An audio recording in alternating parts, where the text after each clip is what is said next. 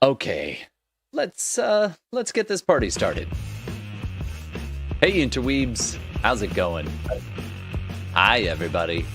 My name is Todd. I'm just going to turn that down a little bit. Hi, my name is Todd. Sorry, I am aware my microphone is apparently crackly as so not happy about that, but we'll do what we can, because it's game time.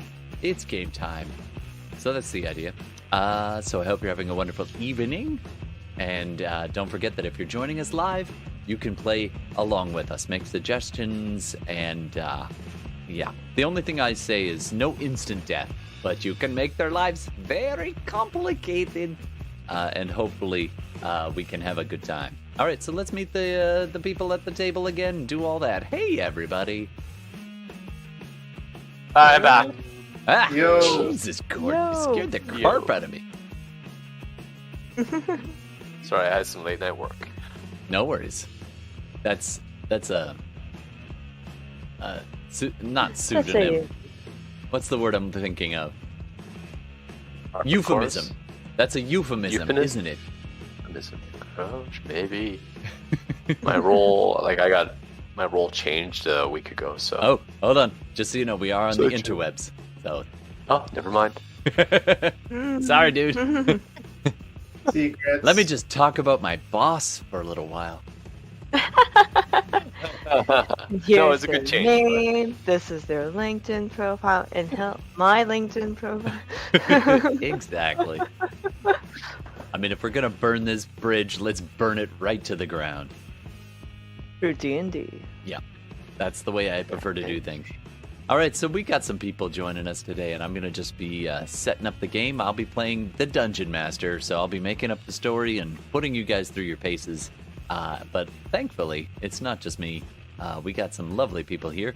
Let's start over here with Hilda. Hi, this is Tihmily, and I will be playing Hilda Bonebraid, who is a Dwarf Paladin, recent dropout from med school, and is now a part of the Strange Aquintances and apparently fighting a tentacle monster. I forgot about that. Oh, yes. Yes, But we not are. Hilda. All right, awesome. Then I think I've got this correct. Then we've got Steve. Say hey, Steve. Hello, internet people of the internet. Hope you're enjoying your nerd VPN this week. Oh, I was laughing so much at that the other day. Oh, that was hilarious. So yeah, and Steve is definitely our resident, what do they call it, copywriter. He puts all the fake ads together for us, which I really appreciate. Thank you. Improvised copyright. He's our Exactly. built-in sponsor. Yeah, it's a dangerous game. It's not Pepsi, it's Porpsy. Delicious Porpsy. Yeah, made from real porpoises. Okay. And you do have access to plenty of porpoises because you are on a boat. At least that's When you what just your character says. when you just need really salty protein, reach for a porpsy. A Porpsy. Yeah. A little dabble do ya. Salty protein shake. There you go.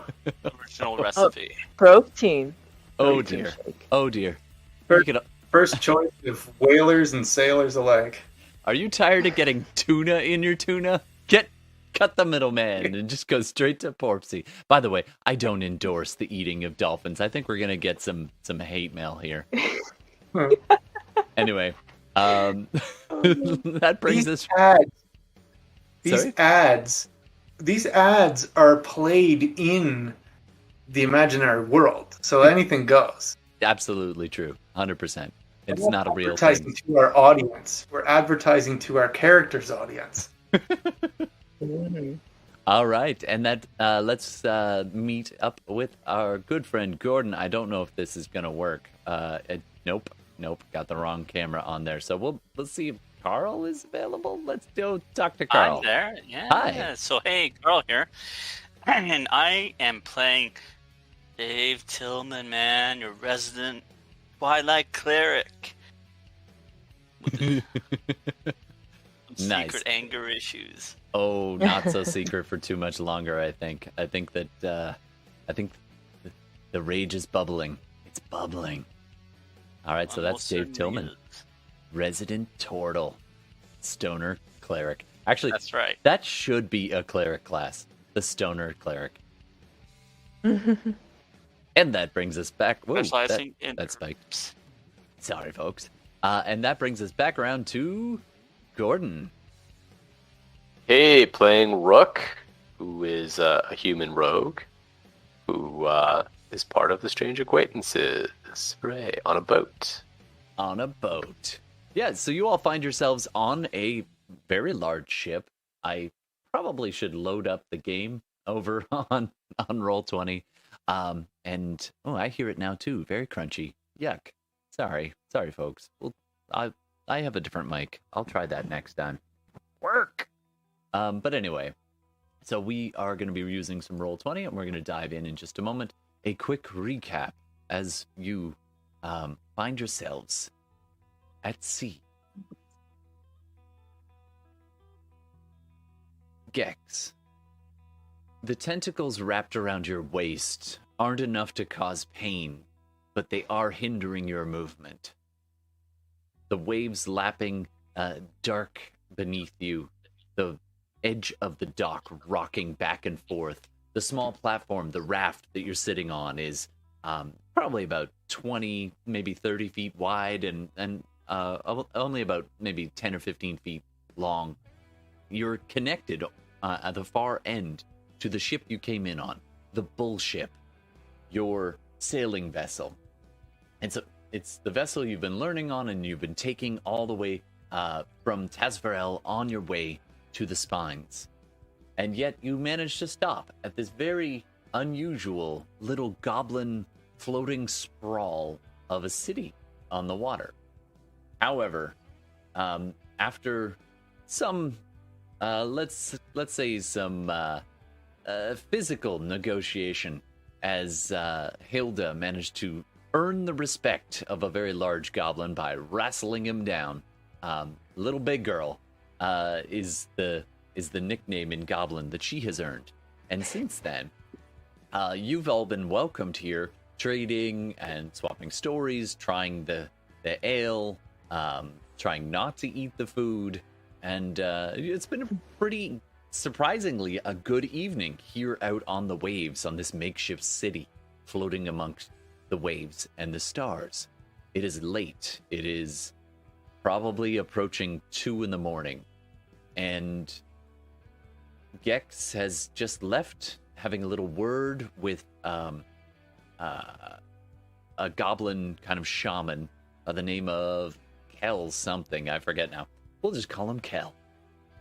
And you've been stepping out from the place, and he's been asking you, could you please turn off your lanterns?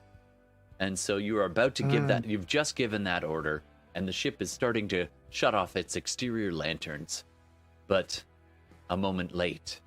For now, you have find yourselves wrapped up in the tentacled creature of a massive octopi-like creature with these massive fangs instead of a beak.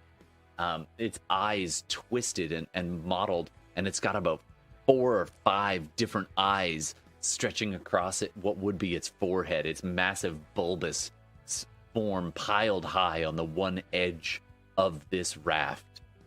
If you take a look over at your map, I have updated the visual a little bit.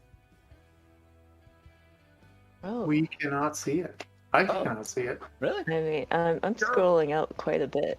I see the same as last time, but Yeah, let me reload it. My goodness. Techno nerd. it's towards the bottom. Yeah. Okay, never Oh. mind. Now it's all I dark. can't see Right. nothing. Have you tried turning it on and turning it on? I need an Off and on again? adult. Is it working now? An adult, you're adult. If you tried turning it off and on again, Oh, seriously. Just turn it all off. Just turn it off. My microphone, the whole damn thing. God damn it, Kyle. What is happening? You can use Carl. Come on, I'm not offended. You don't have to like modify the name. There's Still- enough memes of me out there. Come on. All right, well, I'm just going to turn it all off. Just turn it off. And we will just make it daylight. If I can. Come on. What's with these buttons? Todd just rolled in that one. No kidding. We're off to a roaring start, folks. Now can you I see see it? something. There you go. I see see. it. Oh, I see. Oh, okay, yeah. All right. Now, yeah, that's Absolutely. Oh, Of course, it revealed part that I didn't want you to see yet. Oh, we'll pretend.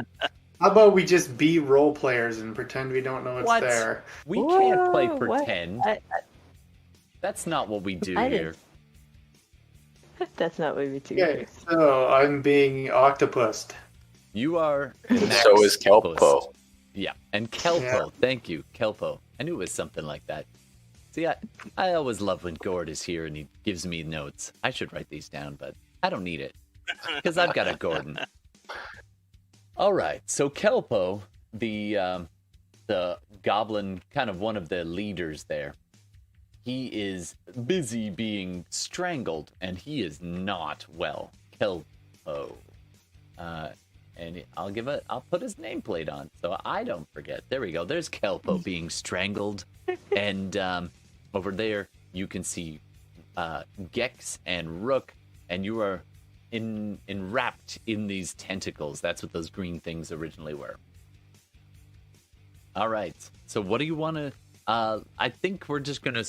As they're being wrapped up, Tillman is charging forward. He's summoned his big beam of moonlight, which is this circle right there, and so that means that bless is no longer in effect. Exactly. However, Hilda is busy charging along from behind, but her shorter legs are making it a little bit slower for her to get there.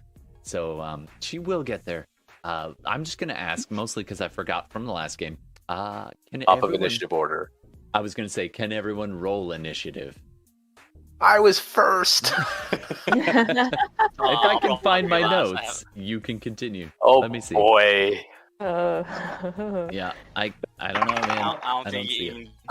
even I know I was first. I know Gex was last. All right, I'll tell you what, Well, no, Gordon. it'll be me So you don't last. feel ripped off. Ooh. I will let you have advantage on your initiative All roll. right. All right. That All right. fair? All right. Just roll up. The initiative rolls are there. Boom. Oh yeah, I guess that would also That work. too. I had 22. Tihmily had 20. right. Gordon had 25. Oh right. Okay. Cool. Look Carl at that. had Let's left. do that. I had Nope. 17. Yeah. Look at Carl, this. what did you have? 17. 17. There it is. Tillman, there you and go. what was Hilda again? Well done, Gex. Steve. 20. No, 20. You had 20. Hilda So had I was 20. still last. You're still last. You're still last. Actually, But not, not quite. as I knew last why. as I you knew would why I be. wanted to hold on to it so bad. I had a nat 20. Yeah. Well, I won't deny you a nat 20. Let's do this. All right. So, I'm going to turn it off. So, coming up, top of the order, Rook, you go charging down the gangplank. What do you want to do? Okay, so I see Gex in front of me with a tentacle wrapped around him. Do I see the monster? Is it close by? Is it actually on the raft, or is it that red thing It has off to the side? climbed itself up on the raft. Do you see there's the kind of pink rectangle? That is the raft. And Yep. and it is on one side, and the whole thing is listing pretty heavily to that side. This is a massive creature. It is probably 25 feet, but that's not including its legs. The actual base of it is about 25 feet, and the arms or legs, tentacles, extend a significant distance from that point. It is huge and terrifying. What do you want to do? Okay, am I within melee range of the tentacle around Gex, or Yeah, you could. You're only about 5 feet. Let's say within a quick little couple steps, you could be within 5 feet of Gex. okay? I'm going to. Actually, no, that won't work because I'd have to still move, right? Because I was going to use my bonus action for steady aim. Okay. Give myself advantage, and so I'm not quite at Gex. I'm going to yell at the others. If you time it right, and the tentacle swishes past you, it would be within range. So if you wanted to hold your attack, then you could do it then. Yeah, you know what I'm going to do? I'm going to actually just go for the head of the monster. Oh, okay. I'll yell at Hilda and Tillman to free them, like to free Gex and Palco. But I'll actually steady aim, get my short bow out, and shoot the monster to distract it. Nice. All right. So you take your bonus action, get advantage, and go ahead and roll. Okay.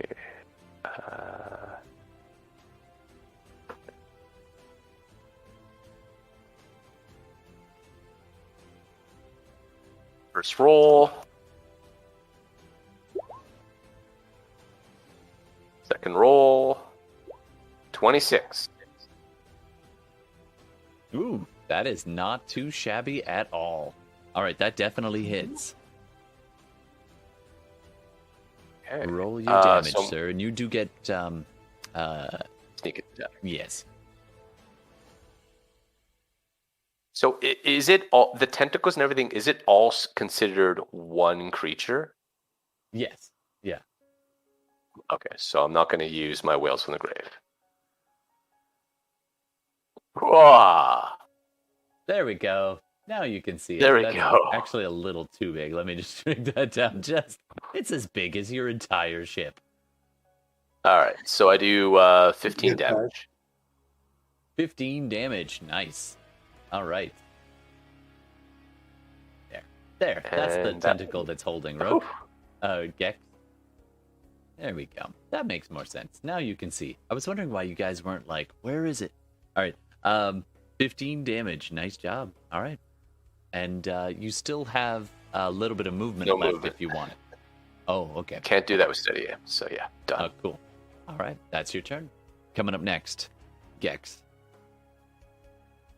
So, is anybody within 5 feet of me? Rook is, and Kelpo is about 10 feet away. Okay. I think I'll sort of do the same thing. I'll hesitate to get advantage because I'm going to slap this tentacle like tomorrow. Slap it!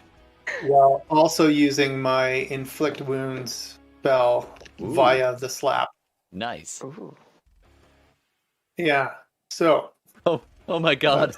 You're gonna Will Smith this octopus. Oh, too soon. I'm sorry. What did you say about my hair? You had to go. I'm sorry. I had to. Okay, let's see if he pulls it off first. He's gonna pull it off. So, 23. Oh, that's it. And then let me see what the damage is. 3d10, right? I'll just click on this thing. Plus, what do I get for the hesitation? Would be a advantage. 2d6. Yeah. Yeah. Hold on. So 16 damage, and then the spell. Oh, what is this? How's this? Just so you know, the sneak attack damage is queued off a weapon attack. Just so you're aware. Oh, so never mind. That won't actually help.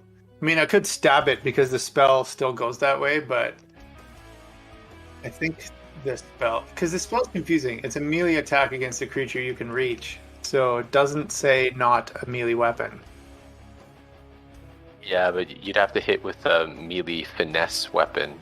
Like, you can't sneak attack off like a melee spell attack. Like a rapier that I happen to always have with me and use for my sorting. Oh, yeah.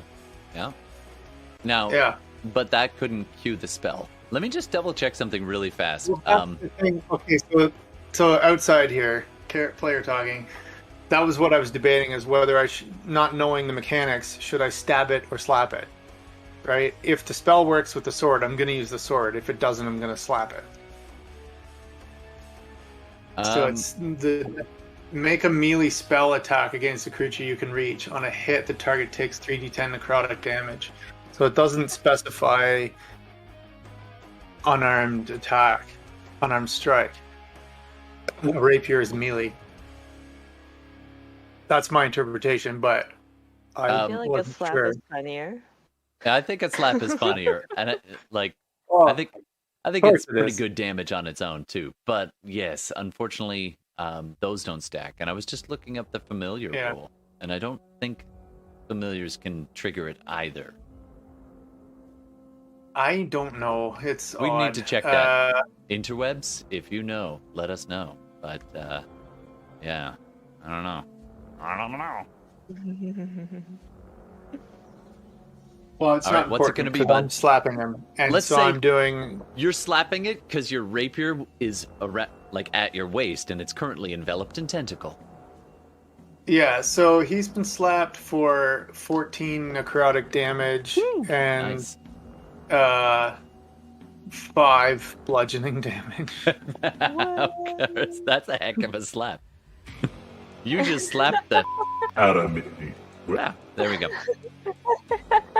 Oh, too soon. Too soon. That's funny. All right, just that's a heck of a slap, sir. You can't actually move, unfortunately, so you're kind of stuck there. Okay, coming up next, Hilda. You're still a All good 50, probably 50 feet away right now.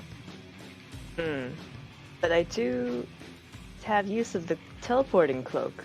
That's Right. a once a day thing, so Um, I'll tell you what. We'll see if it recharged at midnight or if it would recharge in the morning. So go ahead and roll a d20, and if it's over 10, it recharged at midnight. Under the light of the moon. 13. Hey, you do have use of the cape. One more time. Go for it. Okay, one more time. So, I can't see the map, but I say I am going to be teleporting next to our good goblin friend. What was All right. his name again? Next to Kelpo. Helco. Save Kelpo. Helpo. He's printing I t-shirts. heeded Rook's words, and thought I should at least listen to him after teleporting him on the opposite direction last time. All right, so teleporting. That's an additional action, or is that movement? I think that just is a bonus action, I think. Okay.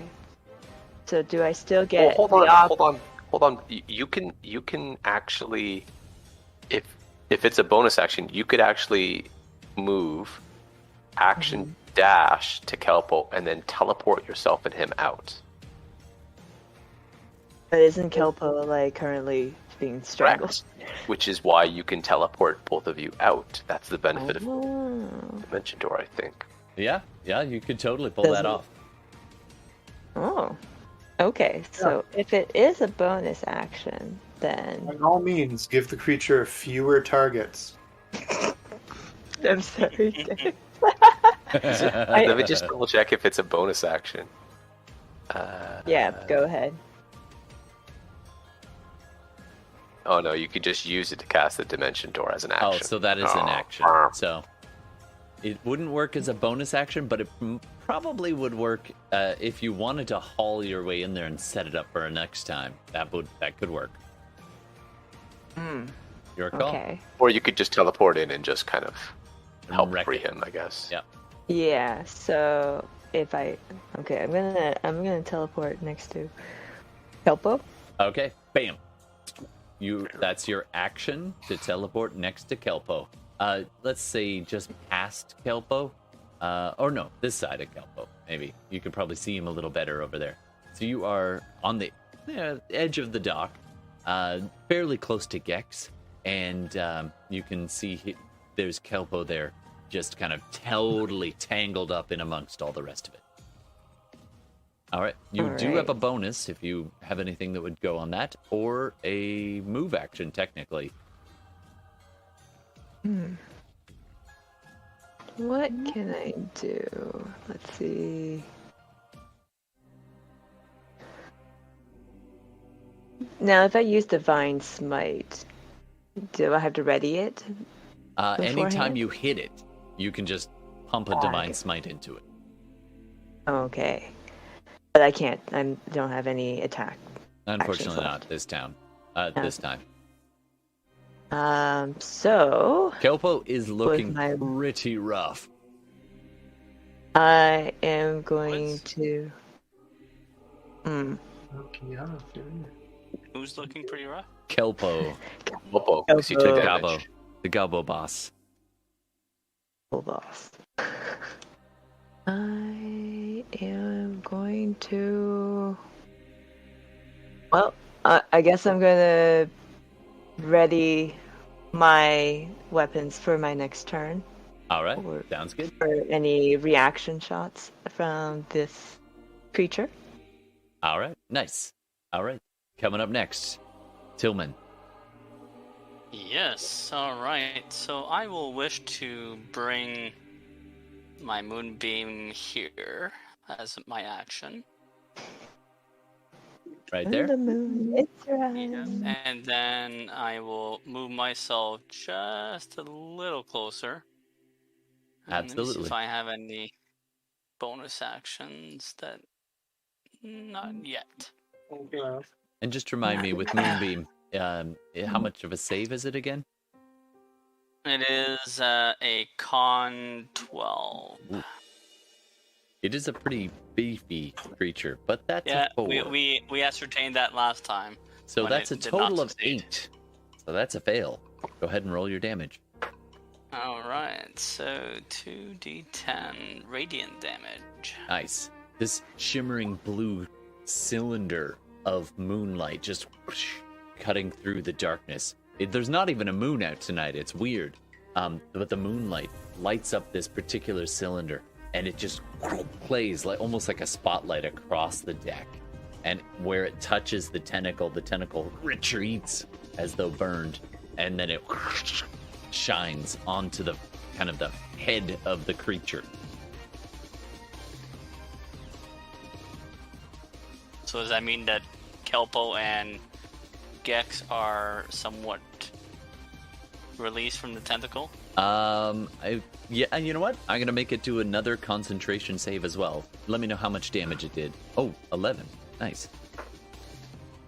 It did actually, if anything, the tentacles squeezed tighter in reaction because it did a really good con save that time. But it did take the 11 damage. All right. It's Wow. it's still not showing any real signs of problem with the amount of damage you guys have been dealing.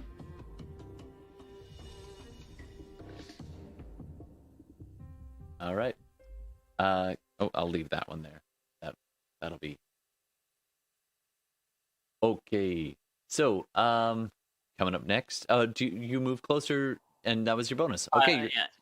All right. That's right. Nice. Coming up next, it is the Octo creature.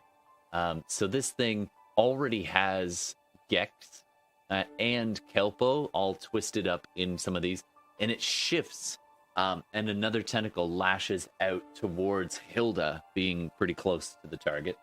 Oh boy. That's not great. 16. Does that hit your AC? To me? Yeah, to Hilda. Yes. My AC is 16. All right. Oh, right. You're wearing a breastplate, right? Or is it chainmail? You did get your armor Okay. back, so I if you did have, I did get back my plate armor. that's right. So your AC might be a little bit higher. Okay. I don't know. I forget how that all works. Anyway, it hit you, so it does go It'll hit me. and grapples, and it'll do some bludgeoning damage. Let me just find my D8. There it is. I wish I had dice cam. I should set that up again. That's going to be 8 points of bludgeoning damage, and you are grappled, but you can escape it on your turn if you'd like. Okay. All right, as another tentacle comes across. Another one reaches out, this time towards Rook. It's got so many damn arms. Ooh. That's going to be a 23 to hit you. Does that hit your AC? Oh yeah. All 23, right. yeah. You are grappled as well, and that'll do 10 points of bludgeoning damage. And Wow, you are okay. restrained.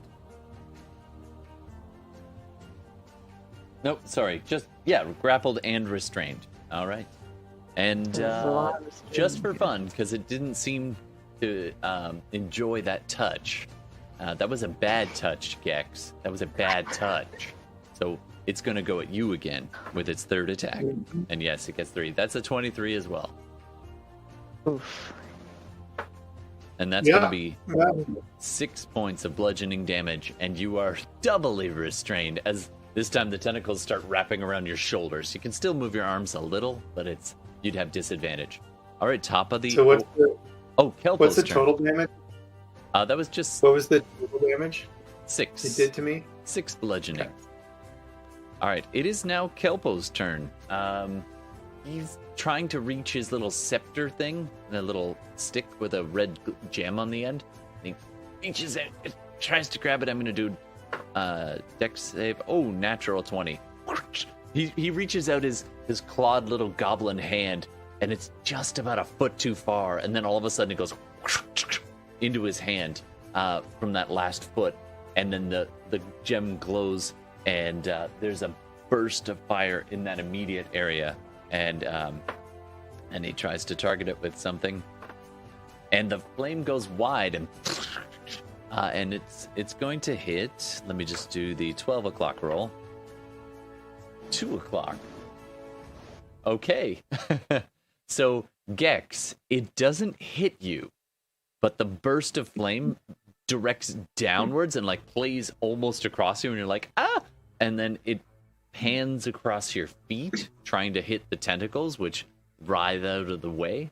But it does burn the connection to the bridge. And if it does enough damage, it's going to disconnect it. Ooh, that was almost max damage.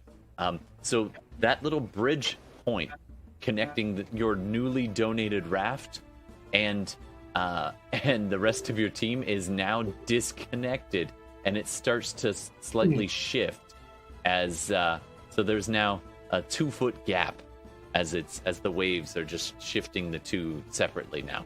All right, coming back to the top of the order, Rook. Okay, guess I'm gonna have to use my action to escape being grappled. All right, go ahead and make either athletics or acrobatic. I'm gonna do an acrobatics check. And I'm gonna add knowledge from a past life. Yeah, you will. 13. Terrible. That's just shy. You are so close. Oh. I'm sorry.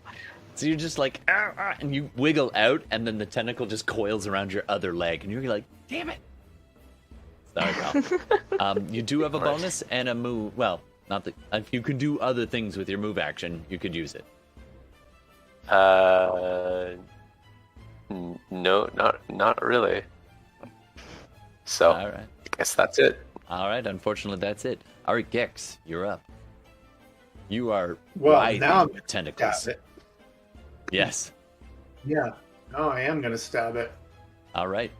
Go for it. You are attacking at disadvantage. This is where that inflict Okay. wounds actually wouldn't incur disadvantage, I would rule. But a regular melee would. Yeah. 4. A 4? Yeah. Sorry, that buddy. sounds. No, that's so sad. Unfortunately, Man, we're just no, rolling stellar tonight. you guys are doing great. You know what? Next campaign, you'll all do awesome. All right. Hilda. Save the day, Hilda. Okay. So, would this creature understand common? I Unlikely. was gonna ask the same. You could try. What languages does it speak? What languages do you speak?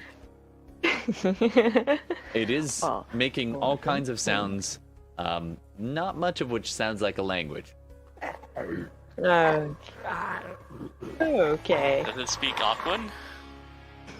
You could try. Unfortunately, Find not out. a language I know. So I'm gonna use my action, like Rook, to try to escape. Sure thing.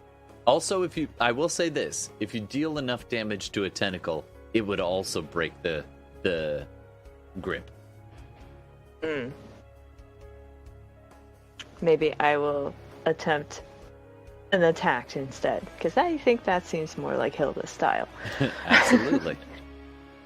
So I'm gonna imagine putting on Divine Smite if this hits. All right. You are attacking Ooh. with disadvantage, though. Sorry, it's hard to get a good Yeah. swing when this thing's all twisted around you. Oh, that second roll was better. So it was a 4 plus my attack bonus, so that's only a 10. I'm assuming that's not gonna do much. Unfortunately, not.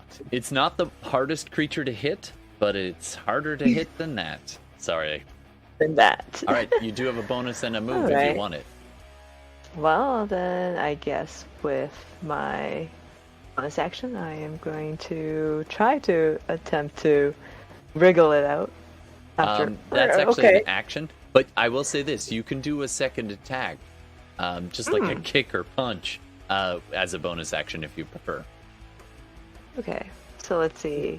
I tried with my battle axe, didn't work. I'm gonna try with my warhammer. Let's see if that goes. Okay. Authentic Ooh. dice sound. The disadvantage rolls are really getting me. Okay, no, that was only a Octos. 9. Unfortunately, not this time. Sorry. All right, Tillman, you're up. It was just like. All right. So I don't have to use an action to move the moonbeam, so it's gotta take the damage if it fails its save. Nice. But It so- failed its save. I rolled a 3. all right, let's roll that damage and This thing is just causing blistering on its red, bulbous, rubbery skin. Just.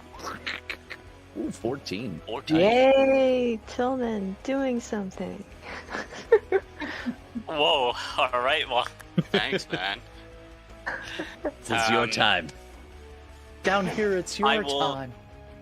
So I will also, because it won't break the concentration, I will cast command Ooh. at first level, speaking Aquan. Oh, So in the hopes that he understands. check out the big brain on Brad. All right, nice job. So wisdom 12. All right, if it understands you. And If of it all the understands. languages that it could possibly not understand, Aquan is not one of them. In other words, its only language that it can understand is Aquan. Oh. And All right, I well, let's see if rolled it makes it safe. a 5. Wisdom? Ooh, Yep. That's a Yeah. total of 6. What command All do right. you want to tell good it? job. Flee. Flee. Wait. With Okay. us still entangled. Yep. Okay. So, Tillman, how would Tillman say this?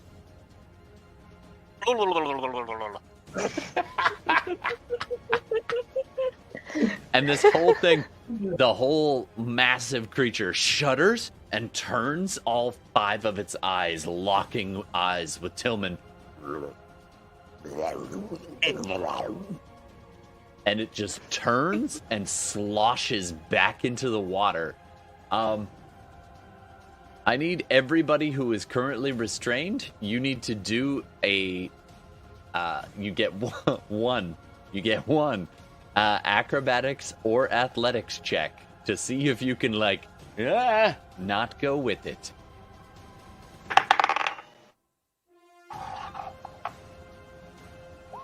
Yes. And it's an opposed. And this thing is strong. I'm gonna use my second just to make sure. All right. Knowledge of past life. Terrible. 19. It is an opposed check versus 16. Oof.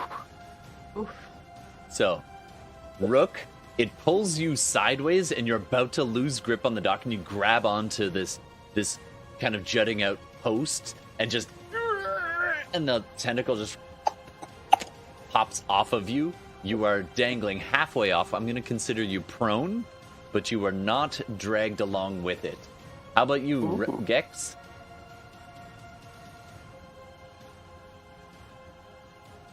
About who? Gex, how was your athletics or acrobatics? 17. 17. You are likewise the same. You managed to grab onto something on the edge of the dock and not go overboard. So you're considered prone, though. Hilda?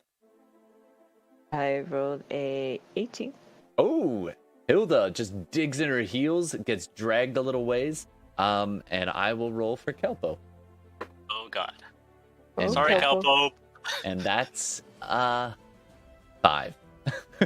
Oh. Kelpo gets dragged into the water. He's just like, and just splash into the water as this whole massive creature just in and moves its full movement away from you. In fact, it almost body checks the boat as it moves away, as part of it sloshes against the base of the boat. And poor Kelpo dragged, no. screaming. Well, you don't hear him. He's underwater. All right. You all have a moment of respite with this twinkling column of moonlight illuminating the area. What do you want to do? Top of the order.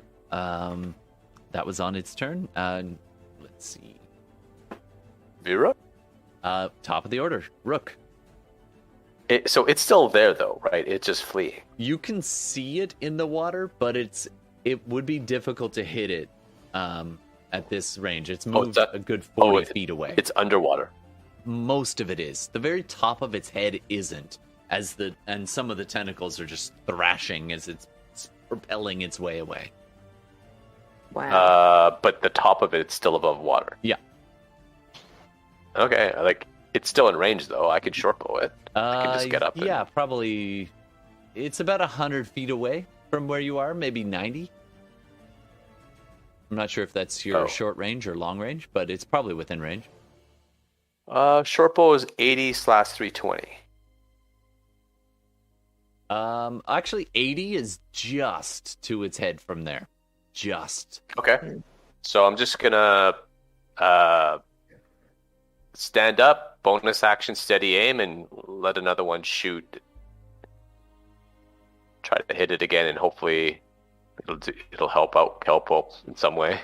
All right. I sure hope you can swim. I'll tell you what. If you Yeah. want, you could take disadvantage on the attack, trying to shoot into the water at the tentacle that's holding Kelpo right there that you can see. Okay. It's up to you. It'll be a disadvantage, though. Okay. You know what? Sure. I'll do that, and I'll use steady aim to offset the disadvantage, so it's a straight roll. Deal. You can still do sneak attack, though.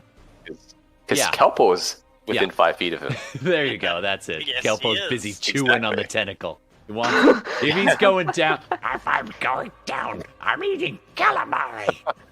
Kelpo's within 5 and 30 feet from him. That would be a 10. Is that everything you got? Ooh, let's see. Yep, that's everything. Unfortunately, the arrow goes wide and sinks into the dark water. Oh no. All right. Gex. You're laying I will on the- attempt exactly the same series of actions. Okay. Exactly. Save Kelpo. You hop up, whip up your bow.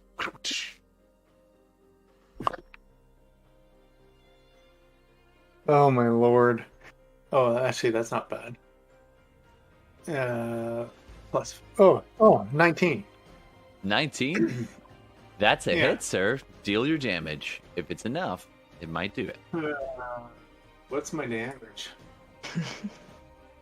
You'll do with sneak attack 3d6. plus your dex modifier, which is, I think, 3 or 4.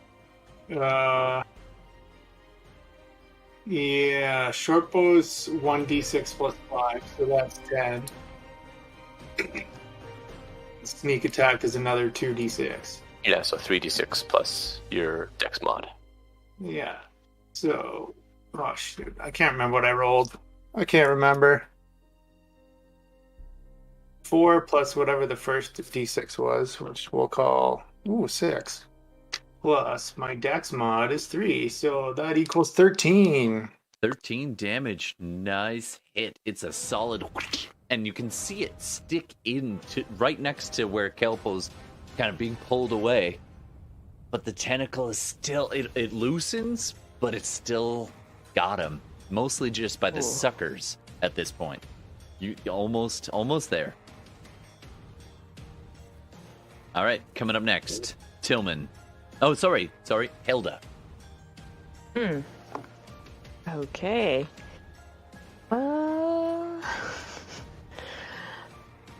I'm Now, not Hilda, too you're on the certain. raft thing, and as it dragged, it actually did drag the whole thing a little bit as it started to flee, and then it spent rocking. So technically, you're on the edge of this raft, and the other end of the raft is only about 15 feet away from the tentacle that's holding Kelpo. Okay, so It's if I were slippery as hell, though. to, So okay, so maybe a few acrobatics check or athletics checks. But it's just going to up the DC of any athletics or acrobatics. Not as punishing as full disadvantage. I'm going to try and, I guess, make my way to the edge of this raft and prepare one of my hand axes to throw. All right, 25 Hopefully, feet doesn't will get strike you. Kelpo. 25 feet will get you right on the edge of the raft, and you are 5, 10. You're like 12 feet away from Kelpo from where you are. Okay. You toss the hand axe. I'm gonna toss the hand axe. Make your which roll. D20? It is at disadvantage because of the water and the small target. Okay, so I rolled a 14 plus 6, so 20. That is a hit. Roll your damage. Okay. My damage.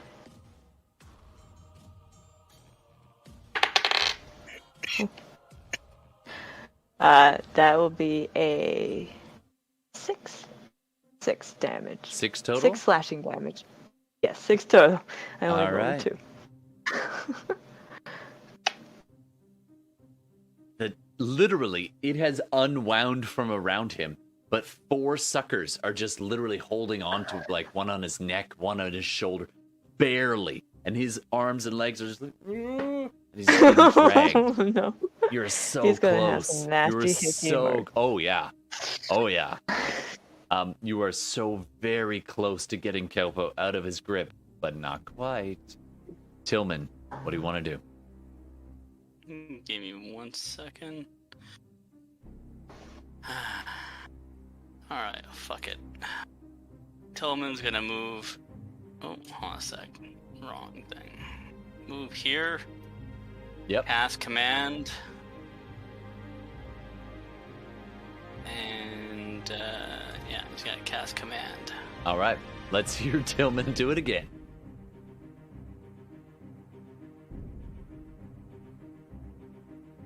DC 12 wisdom. All right. I was kind of hoping you'd do the Aquan again. I love it when you speak. Speak Aquan to me, Carl. Thank I'll tell you what it means after if he succeeds. you. For sure. DC 12. Yeah. I rolled a 9, and it's wisdom. Yep. It's a +1. Oh, ho, ho. Okay. It Drop fails. it. Drop it. Bad octopus. Bad octopus. Hopefully Kelpo can swim. All right. There's a moment of hesitation as you wait to see if it sunk in. and you just see. I thought I did the right, but And you see the tentacle that's holding Kelpo rise up out of the water and like holding him aloft in the water, and then just drops him with a splash. And then the creature goes underneath the water again. And you can no longer see this creature. It's down there somewhere. Can I see if Kelpo is struggling to swim? He was totally just like, he comes bubbling up to the surface, thrashing around looking for something, and then eventually dives back under. And then a few seconds later comes back up holding his staff, his little stick thing, in his teeth, and starts doggy paddling towards the raft. You can easily help him out as he does the 5 feet to get to you, and you pull him up on the raft. Nice. Thank you. Turn out your lights. And he swears in Goblin. I will press to digitate out the lights because I can. Absolutely. You go running forward so it's in range. You hop the 2 feet over the gap to get to the boat, to the raft, and you look up at your ship to press to digitate out some of the lanterns that your crew is busy starting to put out because you had ordered that. But as you're doing it, can you do a perception check for me? Of course. Ooh, 19 plus 1, so 20. So you put out the lantern that's pretty close to the stern, to the stern of the ship, and then you go to focus on the next one, and you see one of the gun ports for the cannons. There is a large, bulbous, red, sinuous something retreating into the gun ports. I will shout that it's attacking the bullship. That's bullshit. All right. How far am I? You guys aren't going to be strictly speaking in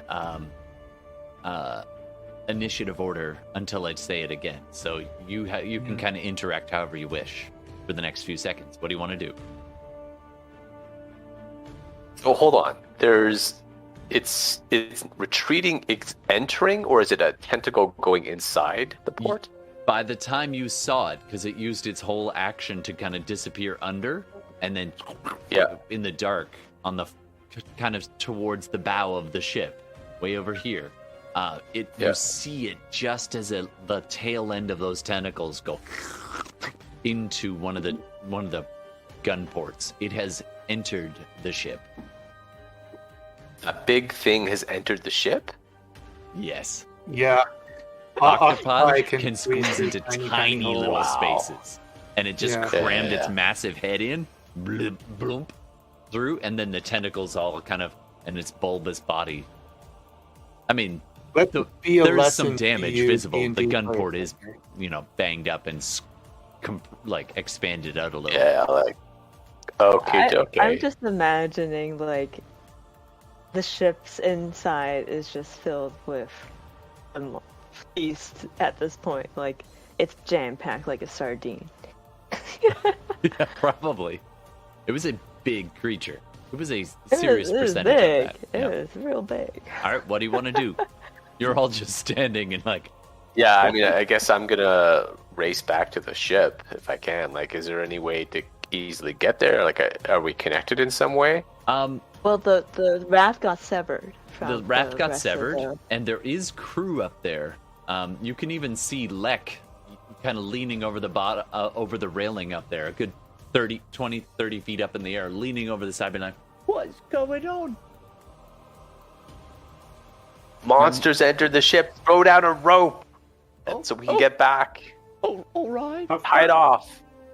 He organizes. How far are we from the ship?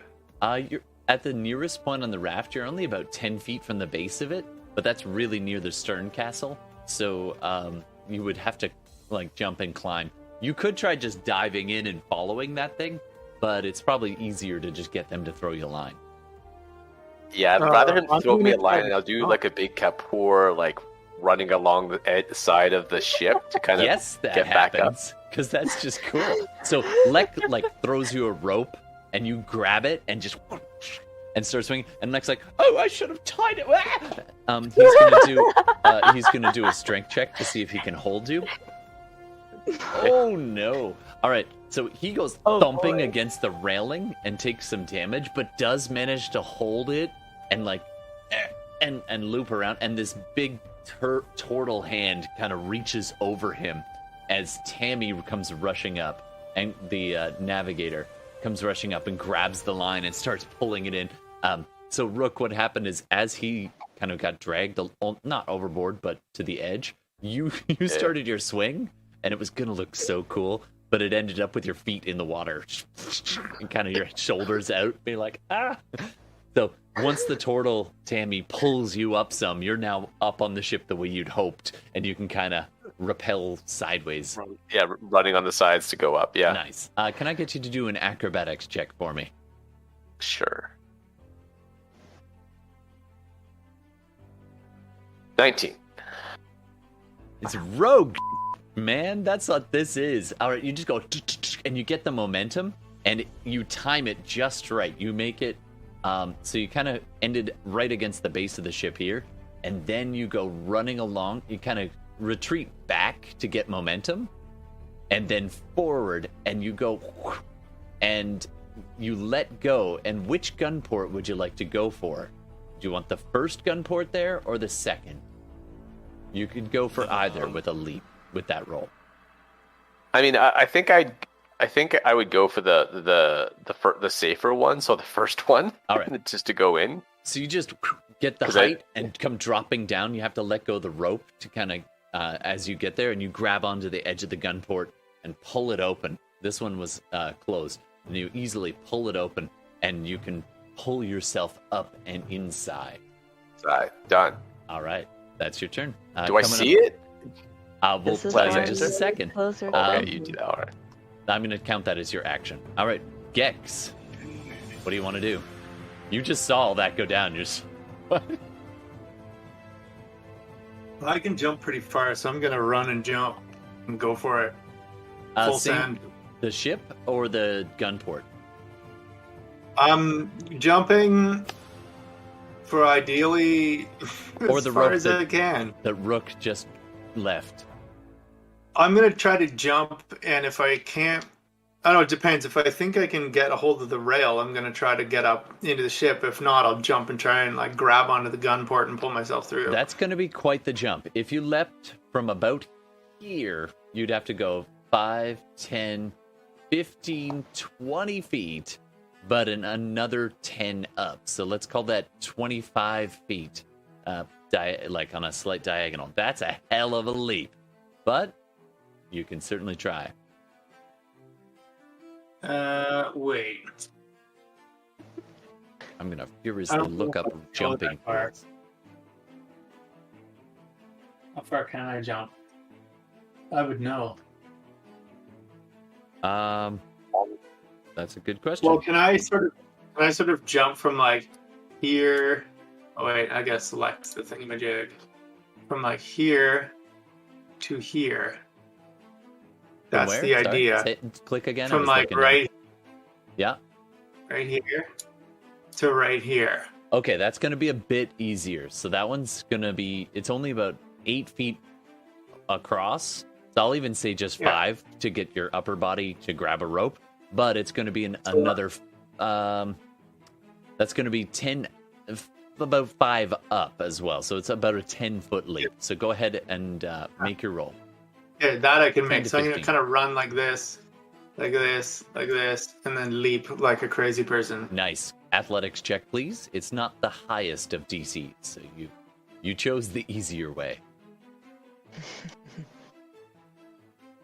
18, 22. Oh, yeah. In fact, Wow. you do it so well, you grab midway up those ropes and plant your feet on that little, grab the wrong thing, on that little platform right there. So you are at level with the regular deck, but you're next to the the aft castle. So it's actually another almost 10 feet up to where Lek and Tammy are, or you can kind of shimmy to the right to get to the main deck. Yeah, that's what I'm going to try to do. Shimmy right. across to I'm going there. to get you to do an acrobatics check for balancing to kind of go across that really thin edge. Come on, dice. Ooh, not as good. 10.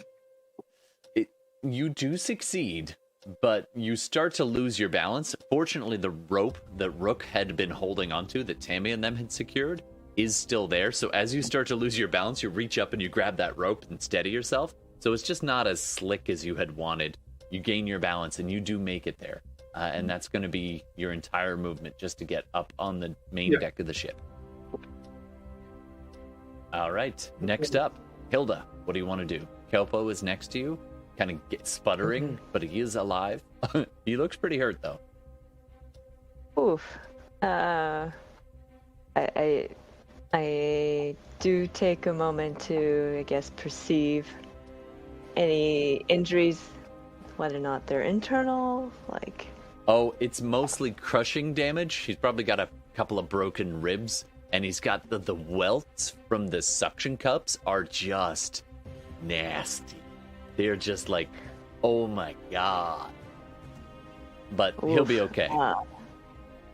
Okay, I'm gonna yell over to Tillman and say, hey, got any more of your potions for our good friend Popo? I have, yeah, man. I got potions. Which one you want, man? I got. Just any. Toss one over here. All right, I'll toss one over. So roll how a many do I have d6. left? Actually, sorry, a d4 at this point. D4. The players can't see this camera, by the way. All right, good to know. All right, Kelpo, just you kind have to let me know what I give him so I can. I'll let you know in a second. So Kelpo catches it, and Hilda catches it, and what do you do with it? I unscrew it and I gently pour the mixture down Kelpo's mouth. At first, Kelpo's like, "Why don't you?" This is supposed to heal you. Let me heal Trust you. me, I went to med school. And you just pour it down his gullet, and he's just like, go ahead and roll 2d4 and add 4. It's a healing potion. Oh. Roll 2d4 and add 4. Okay, I think those were 2 1s, and so plus 4, that's a 6. Hey, it's better than nothing. He is back below what would be considered bloodied, as he's like, thank you. Where did the creature go?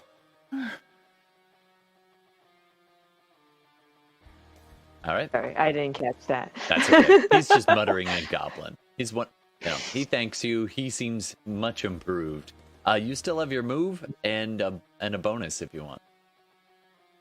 I am going to... Do I have enough move to make it to that corner of the raft? 5, Closest 10, to... 15, 20, 25. You can get to here.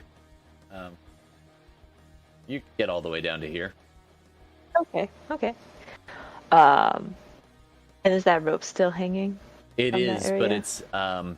it's a little bit of a reach. It would be probably about 10 feet. So on your Okay, next could turn, I- you can make a jump for it. Okay. I'm just there, squatting, Nice. ready to jump. You're ready. Nice. Tillman, what do you want to do? All right. Well, I'll move close to Hilda because I won't be able to make the jump either. Actually, From here, she's do I kind of squatting like this. Just saying. Say again. She's kind of squatting down, like. This All right, could well, be your I moment. Used, 1, You- 2, 3, 4, 5. So I got like 5 feet left. But if you wanted to try to jump off of her, you could hop, like, plant a foot on her and use her as a springboard. I'm just saying. All right, man. It's not tossing Hey, a dwarf. Hilda. Hey, Hilda, sorry about this, man, but I'm gonna jump over ya. And I'm just like, It's leapfrog time here on SideQuest Live. Go ahead and Leap roll your turtle. athletics. And I'm going to count Hilda as aiding you. So you get advantage. Yay! Helping. Damn. 19. Damn. Nice. All right, Tillman. You could go for the rope, or you could try to do where Gex landed. The rope is kind I'll of go over. with Excellent. All right, so you springboard off Hilda. Hilda, I need you to do a Constitution saving throw or All Strength saving throw. It's your choice. And Tillman, you make it soundly. You land on there and grab the ropes, and you're on that little platform that is kind of holding up the back mast. It's these stays attached there. Oh. Depending on whether or not it's Constitution or Strength, it's either an 18 or a 19. Nice. I rolled. You could take whichever one you prefer. So 19, you're fine. You don't take any bludgeoning damage as a massive Tortle used you as a springboard. It's a good thing you're pretty tough. Leap Tortle. Leap Tortle. Nice. All right. That brings us back around. The whole ship shudders. Those of you on the ship, and you're like, wait, what was that? As something is just thrashing around on the inside.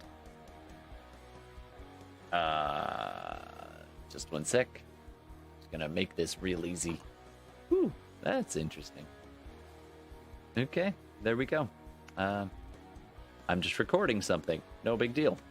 Okay, let's keep going. So, top of the order, Rook. What do you want to do? I just entered. What do I see? Interesting. All right, so let's go take a look.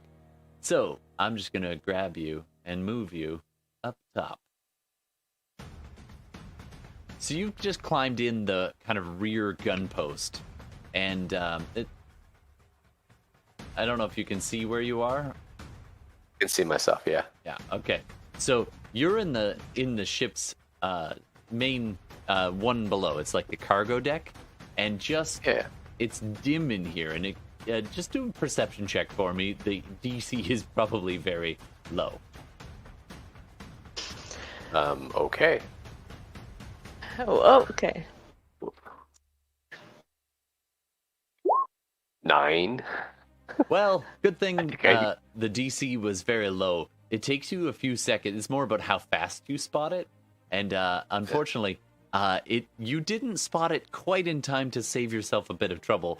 But because you've come in this rear gun port, you're kind of far away. As you look around, there's a bunch of cargo and crates and things, some chests, and you don't see it for a little while. But that's because it's in behind all these crates. And then you just see this massive red and orange tentacle bash a bunch of crates in your direction. Can I get you to do a dexterity saving throw, please? Again, the DC is sure. not super high.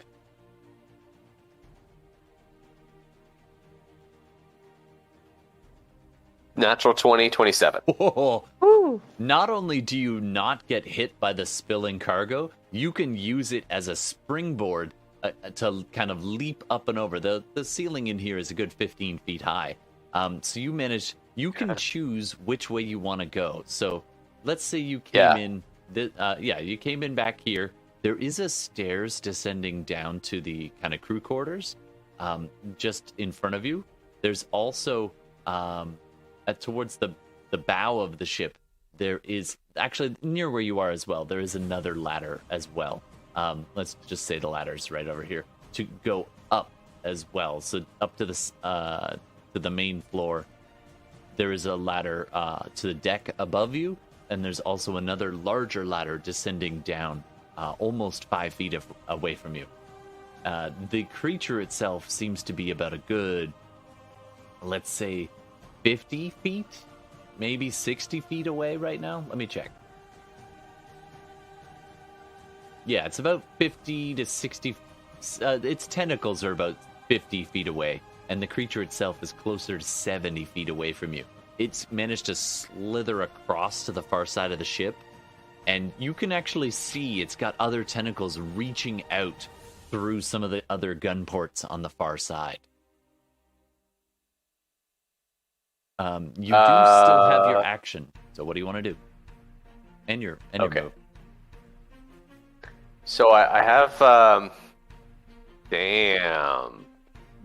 Well, I don't want to just be soloing it. There's plenty of things in here though. That are strewn does it around. see me? Am I hidden from it to start with, or does it like?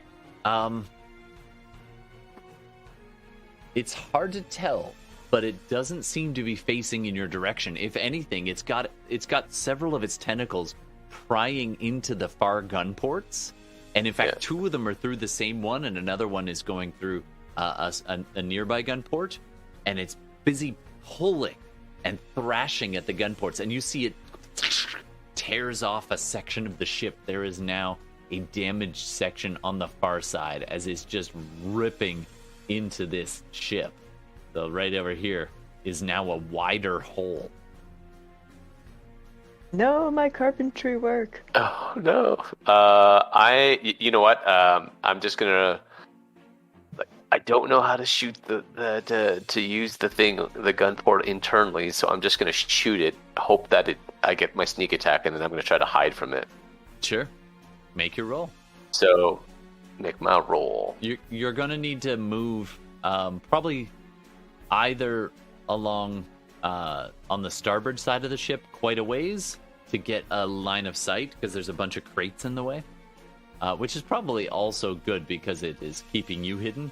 Alternatively, you could go across to the other side of the ladders and get line of sight as well.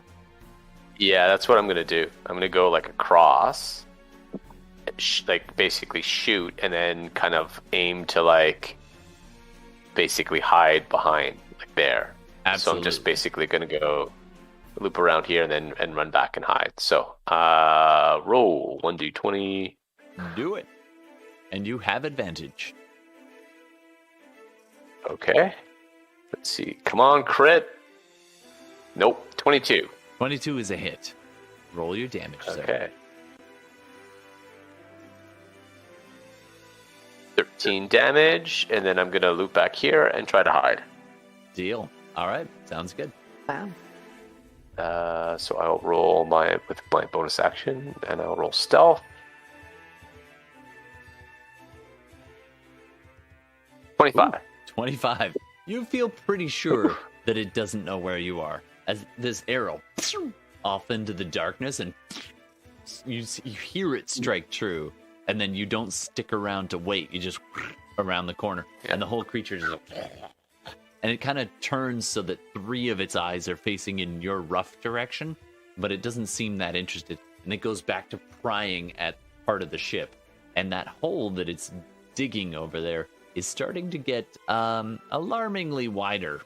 You started at 5 feet wide, it's now 15 feet wide, and it's tearing into the floor decking as well, just wrecking it up. Other tentacles are busy pulling up sections of the grill and plating underneath it, and you can now see that there's a large hole kind of descending downwards, kind of behind it over there.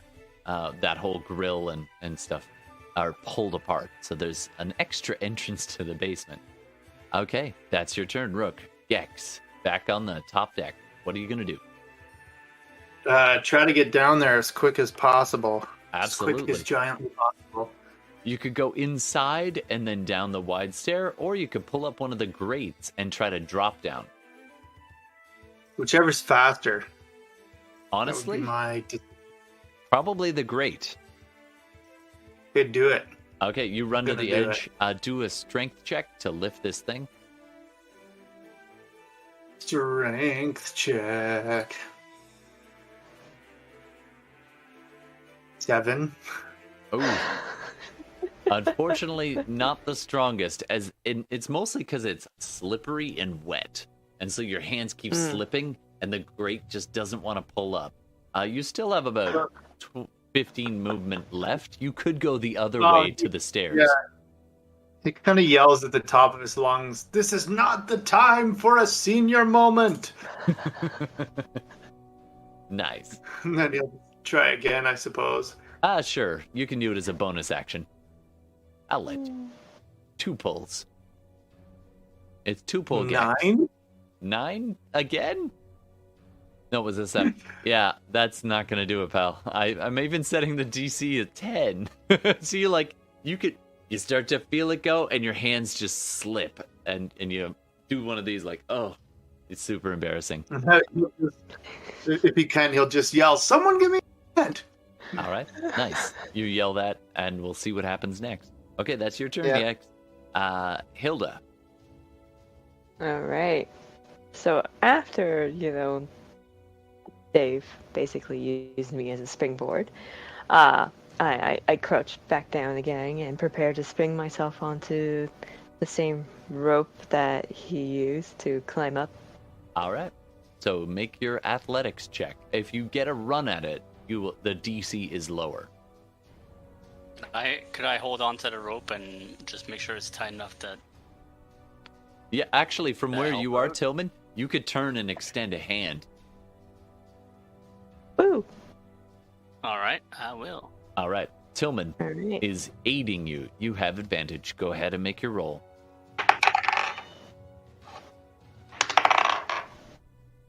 Okay, we'll take the higher of that. That would be a 19. Oh, handily. You just kind of brace yourself, and there's a moment you're like at the low point on the raft because it's waving up and down, as it were. That's the word. And you're like, wait till the high point. And as it's coming up, you leap and get the classic like arm and like hand on the forearms lock as Tillman just hefts you up and pulls you. And I you're just- both Does on he the little like platform. swing me over the edge? Can I carry the momentum and toss her over to the edge? Sure. Tillman, I need you to do an athletics check as well. You are tossing the dwarf. 15. All right. Yeah. It's not quite as cool as it could have been, but actually, you know what? You have advantage on this because But the effect has been she's achieved. aiding you effectively as you're pulling up. Ooh, that'll 21. do it. 21. You grab her and use the momentum to just slingshot her up over your head, the 10 feet Wow. to the railing. You clear it easily and land on the deck behind Lek, who's like, oh! And you land in a 3-point stance. Your axe, actually you don't have an axe, your throwing axe, but your other weapons in hand, and you stand up. Hilda is aboard. All right. All right. Next up, Tillman. I'm gonna say doing that used your reaction, but otherwise you have your regular turn. What do you want to do? You can do the balancing act, or you can try to climb up to where Hilda went. I'll try and climb up. All right. Do another nice, relatively easy athletics check for me. 15. Nice. No Wow. problem. Please, All right. somebody. You spend your move to get up there, but you climb it, not a problem at all. You still have your action and a bonus action if you want. Well, I know that it's below deck, right? So Yeah. I'll use my action to move towards one of the grates, I think. Sure thing. There is actually an access point just next to this tiller to get All right, to the well, stairs. I'll do that then. All right, you fling that open, and you're basically dashing, and you enter the stairs, and you fling it open, and you look down, you see darkness below, but darkness doesn't mean anything to a Twilight Cleric. If anything, it makes you feel No. at home. So you are going to basically come down the ladder and be right about there at the end of your turn. Nice. Okay. Next up, Octo. Octo is not happy at being shot, but Octo is too busy doing something else. So Octo is going to be busy thrashing and tearing at the ship. By the way, each time this happens, the ship's hull is losing hit points. If you get enough damage on the hit points, it will slow the ship. If you get really enough damage, the ship will sink. All right. The whole ship begins to rock and shudder. Everyone on board can feel this, and a bunch of crewmen are now shouting and yelling and trying to figure out. And that hole that it's been busy tearing in the side of the ship is now almost 25 feet wide, and it's actually extending down a little. It's not below the water, but it's within about probably within about 10 feet of the water. So if it keeps doing this, it will get to a damage point where the ship could be in trouble. That's its turn. Next up, Rook. Okay. I think I'm within range. Yeah, I'm within 80. I am going to, from my hiding spot, shoot it. All right. And you can easily move up if you needed to. I'm going to say that in order to hit the actual body of the creature rather than just the tentacle, sure, you would need to move up. There is a cannon thing you can hide behind right there, though. Sure. I will shoot it from the basically there. Go for it. With advantage. Yep.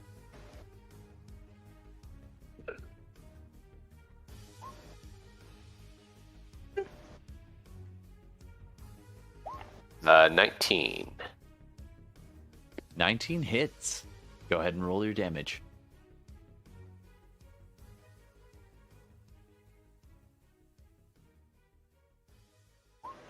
$18 points of damage this time. Nice. That's a Laying solid into hit. it. Ooh, it is. It's feeling that. And with my bonus action, I'm going to hide.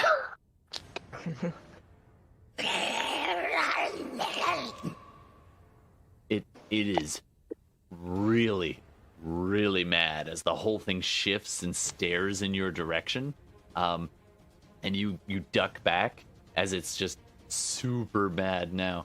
And it's half of its body is slurping out of the hole that it's made, but the other half is still inside and it's looking angrily around for anything. It starts tossing a few of the crates, looking for whatever it is that's hurt it. Right about now, this unfortunate soul comes wandering up from below.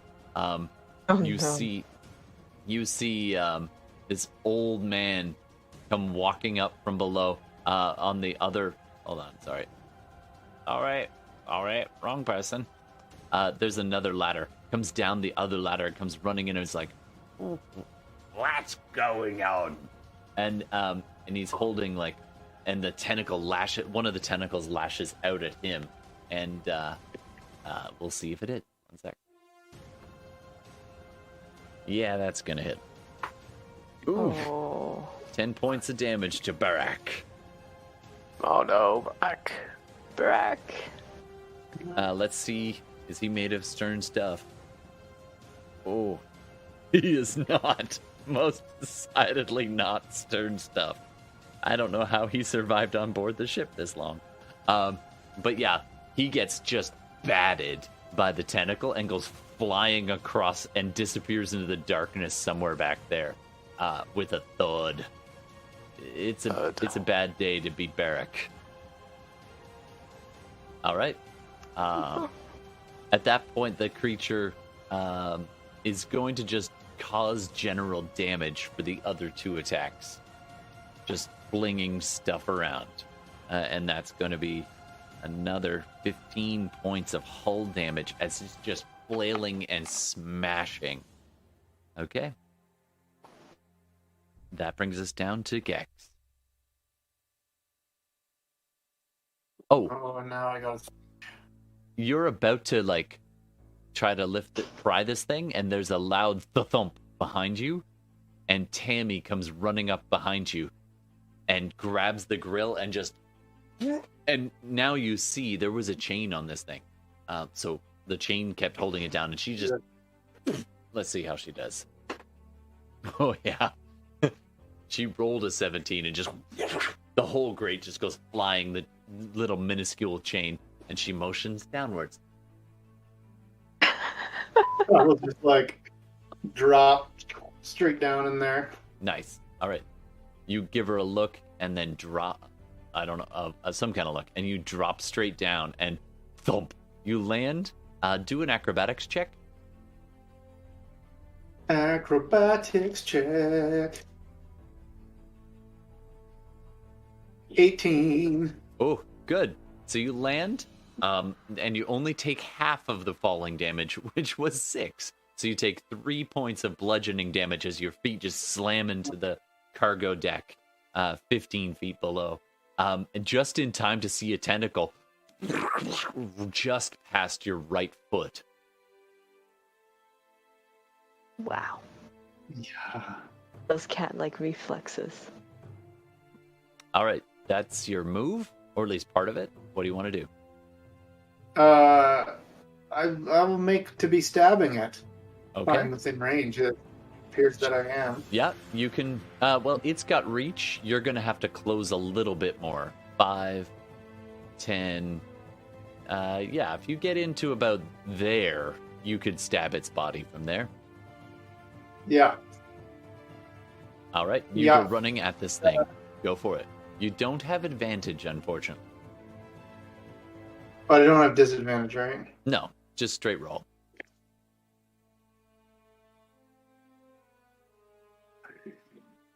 What's my 25?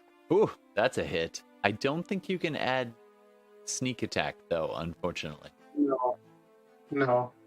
But so the damage is 1d8 plus 3, so It's something. 5. 5 damage. Not too bad. Every little bit counts. Yeah. Ooh. I need a nastier sword. It really counts, actually, right about now. You sink the blade in, and you're like, I didn't think I hit it that hard, but boy, does it ever react. The whole thing's like, and this gurgling as it shudders away from you, and now almost a little bit more of it is closer and out the hole, as it seems to be, it's hurting pretty bad, actually. It's taken some good hits. All right, coming up next, you have it actually is trying to move away if you want. You can get an attack of actually, hold on. Hilda's turn. Okay. I follow Dave down the ladder that he just took. All right. You kind of thump down, and you're in the hold. Somewhere over here. So let's see. Did that take any of my movement? Not much. Maybe 5 feet. 5 feet, and then slide down the ladder. So you can get to about here. Yeah. Okay, I'm good. I guess I'll move behind those crates if they're still there. Sure thing. I think you can move your icon if you want. Some of the crates are still there. The lower ones haven't been toppled, and you're pretty short, so you can duck in behind those pretty easily. Short privilege. Okay. Yep. And what else can I do? If you have anything ranged, you could try that. Otherwise, you could go for. Nope. Maybe. Or you could dash if you want to get in range. A bonus movement to get in range there. You'd have to use your action as a dash. Okay. Well, I will dash so that I can be within striking distance next turn. Sure. Now, in order to actually get enough of the creature within range, you'd have to kind of be pretty much straddling one of its big tentacles, like, and try to hit that rather than the body itself, because it's got such crazy reach. You're still going to be 5 feet away from it, but there's a big enough tentacle there that if it moves away, I'll count it as a trigger for an attack. And I became a wrecking ball. No?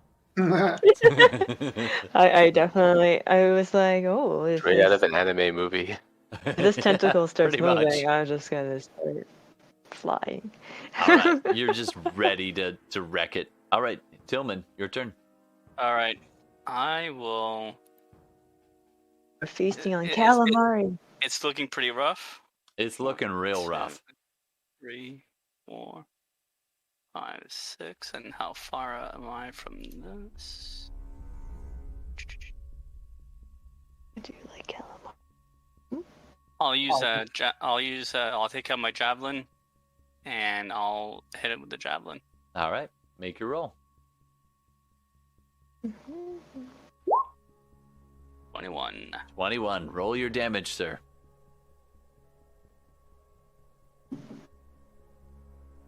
Woo. 11. 11 Nice. points of damage. Damn. All right. Oh, man, this thing is so rough. It's like, it's got ichor and blood, and like you see this of like ink below it spreading outwards, and this thick, viscous blood just pouring from all kinds of wounds and arrow gashes, and the bubbling, blistered burns on its skin. It is rough, and like it is so close to dropping, and it's shuddering in pain, and you see it, and it's now its turn, and instead of attacking, it braces all of its tentacles into the little holes and crevices in the deck that it's punched. It ekes its way. It doesn't actually move any further away, but Hilda and Gex, you're close enough to see. Its tentacle arms are extending out, and it's putting a lot of its effort into reaching out of the ship, but not leaving the ship. And its tentacles form this kind of bridge from deep beneath the water into the interior of this ship. And along comes... It kind of braces itself and shudders, and its skin is shifting colors slightly. And then you see, it wasn't quite as big as all that. Then you see this other creature comes scrambling up its tentacles like a rope and leaping up into the deck. It's bipedal. It's quite large. Not that big though. Sorry, that was too big. It is considered a large creature, bigger than most of you. Hulking broad shoulders. This doesn't look exactly like this icon. Hulking broad shoulders, almost like... Your first thought is this some kind of mer creature? Its skin is green and scaly. Its head, this kind of toothy, fish-like head with these frills and fins on either side and the top, and it's got these bipedal body and heavily muscled torso, 2 legs, and a long finned tail. In its hands, as it comes up, clambers up through the hole, it sticks this trident-like pole into the deck and uses it for leverage and pulls itself the last of the way. And it looks at this large octopi-like creature and takes the second, and they bump foreheads as it's looking it in the eye, and it whispers something that only Dave Tillman can understand. You have served us well. Go. Club club. Oh. The rest of you just hear.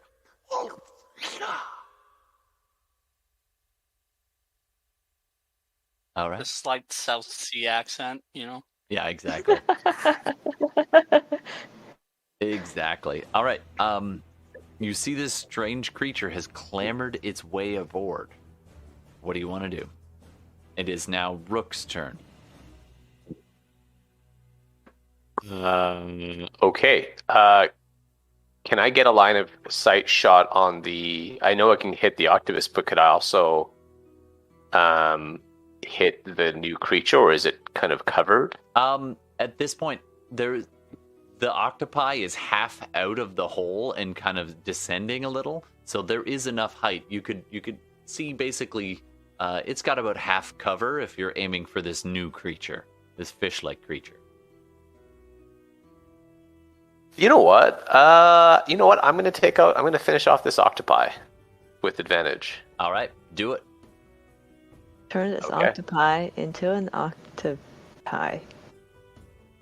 So do advantage, first attack. 16 hits. Well, let's see if it's Ooh. almost a crit. 24. 24 also hits. Go ahead and roll damage with sneak attack. And Or it takes 16 damage. Oh, you know, Woo. you put it to 119 before. It had 120 hit points. So This finished it off It and was. then some. It was Okay. just hanging on It's by a a pulp. thread. Oh, So yeah. like I just basically like just take straight aim as it's trying to get away and just shoot and hit right at one of its eyes. It Yeah, just just goes. into the eye, and the whole And at the thing same- shudders.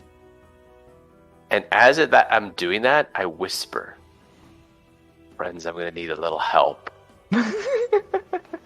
And I then kind of like look as the arrow's going. I look at the new creature, and I get Angel and the others to just swarm him with Whales of the Grave. Nice. All right, what does that do? So it's going to take half my sneak attack roll. So it takes 1d6 rolled up. Damn, I did not Straight know. damage, no attack. And so like what I see is I see my friends kind of rushing up and kind of beating on it. And it'll take 1d6 necrotic And the damage. rest of you, it's a dim interior anyway, and whatever light was cast by lanterns is flickering at best. But you swear for a moment you see these roiling shadows just darting past, almost like ink sprayed in that area, and it's almost like a trick of the eye. You see the arrow dig in, and this ichor and blood start to pour from the wound, and the octopi gives this last shudder, and then it goes limp on the deck. And then these swirling shadows just flit for just a half a heartbeat past this large creature. And you're looking at this thing, and you're like, wait a minute. This thing is large, it's bipedal, but it's got broad shoulders, and in one hand, it's got this trident thing it's used. The other hand is on the octopi, kind of where they had been nudging heads, and the other hand is holding the trident below it, and the other hand is busy grasping onto this octopi, kind of holding it up, and then drops it down. Yeah, that's right. It's got 4 frickin' arms. Dang. Takes Yeah, I 2 got it. necrotic damage. 2 necrotic. Nice. All right. Let me just write this down, as we have a new enemy. And I am now going to just with, let's see. I haven't moved yet, so I'm just going to move up a little bit and hide a little bit closer. Sure. You leapfrog kind of over into behind a next cannon. You see this creature, and as you settle into your next hiding spot, go ahead and roll it. Yeah, 15. It might not notice you. We'll see. But in your mind, you're a little distracted as you're hiding, as Vostlo whispers in your ear. God. I'm going to mispronounce this. Sorry, Internet. Sahuagin Baron. What is that doing here?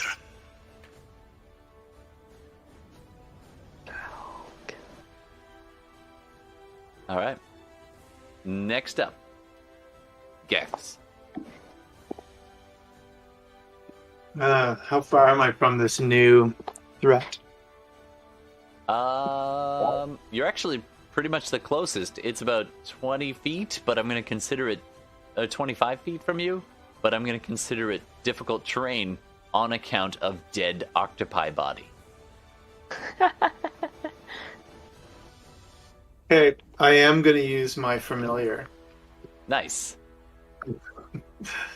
I'm going to cast that spell through it, which I learned I can do.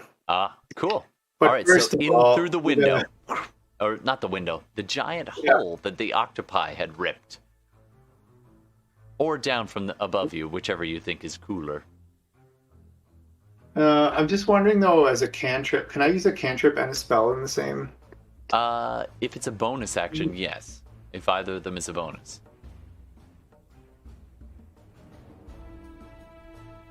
Let me just read what it says real quick.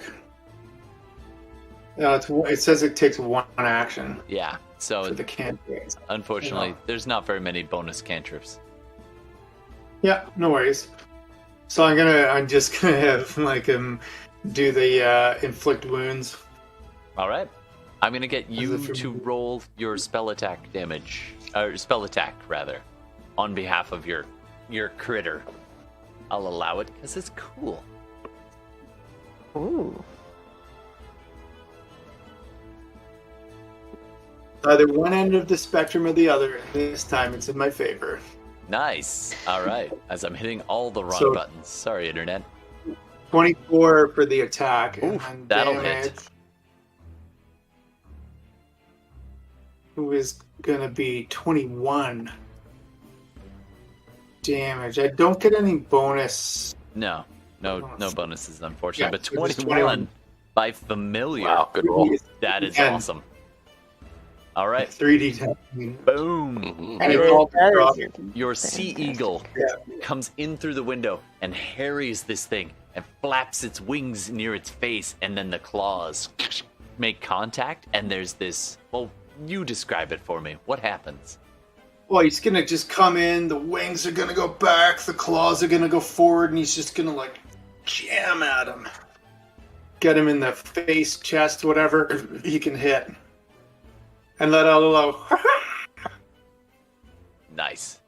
All right, and it just this creature did not expect to experience that much pain. All of a sudden, it goes shuddering backwards. Okay, excellent. Next up, just so you know, you have used your reaction this turn as well to trigger the spell. Okay, next up, I'll Hilda. just stand there and be a meat target. Yeah, what do you want to do, Hilda? All right. If I can navigate beside this octopus Yeah, and look through the hole, would Sure. I be able to see if there's anything else that might perhaps Ooh. be coming to join this party? good call.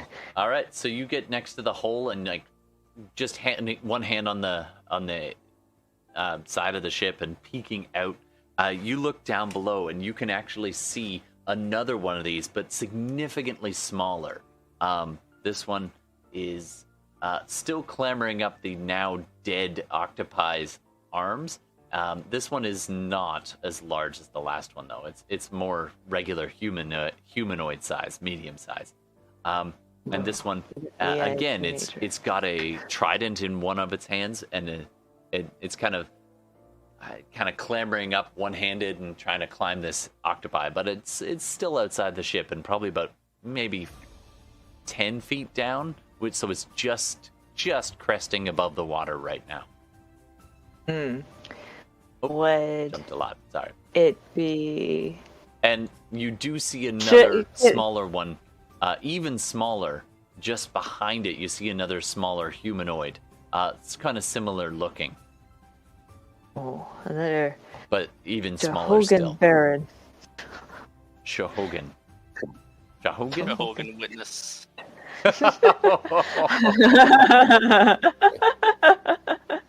Oh, Any no. resemblance is purely coincidental. No. Shahogan's heroes. Hi. Have you heard another Lord and Savior today? Oh, no. Octopi. That you just killed. Oh, dear. Oh, no. You can eat of its so body. how- It's delicious with the right sauce. Oh yeah. Can we play the story and some wasabi and we're going to town? Yep, Horseradish. exactly. This is Some the little ship Bull sauce. Bento. Your ship should be renamed the Bull Bento. Anyway, so yeah, there's two more so of these I- things I- inbound. Okay. Are they climbing up on the tentacle, judging by the picture, that I can access and maybe chop? Or are they on the other tentacle? I'm gonna say Can I- if it would be pretty slippery, but you could burn the last of your movement to get here, and then that base of that tentacle would be just within melee range if you wanted to try and chop it. Okay. It's slippery am though, so I'm gonna going say it's to- disadvantaged to do the chop, but the AC on the tentacle is really low. Okay. I am going to burn through the last of my movement, and I'll say there's more coming from below before All right. my inevitable slipped into the darkness. Yeah, that's probably pretty accurate. All right, make your roll. This is my acrobatics, or This is your attack, so it's an attack with Oh, okay. disadvantage. oh no, oh no. Well, one is 10, and the other one is the lower one was 10. The lower one was the AC was only 10, so you did hit. Roll for damage. Woo. Okay. Now I'm that the gonna life go with force the is out battle. of this creature, it's a little bit easier to hit and also do some damage, but its skin is pretty rubbery. So the total to damage a tentacle has gone down, though. Used to be 20. And you didn't... Yeah. Before the whole showdown, just so you know, when it was dragging Kelpo away, you did 19 points of damage to the tentacle. It only had the 1 HP holding on. That's why it was sucker. Anyway. Okay, behind so the that will be 12 slashing damage with Ooh, my that's battle enough. axe. You hit this thing in a spray of blood and ink and just gross, just in all directions. You get like half of your face is sprayed, but you sever the tentacle cleanly, and the whole thing just and out into the ocean. And those two creatures that were using it to climb up fall back. They're now stuck, at least for now, at that 10-foot mark. They're having a much more significantly difficult climb to get up onto the ship. So you've definitely slowed them down. All right. Oh, that's not what I wanted. Undo. Undo? Where'd it go? Ah. What just happened? It's already in the kitchen. It's already in the kitchen. Just don't worry. Yep. No. Just pretend the tentacles are all there. Yeah. Okay. Anywho, sorry. Visual problem with roll 20. Let's keep going. Tentacles are the creature is still there. Nice hit, Hilda. All right, Tillman, you're up.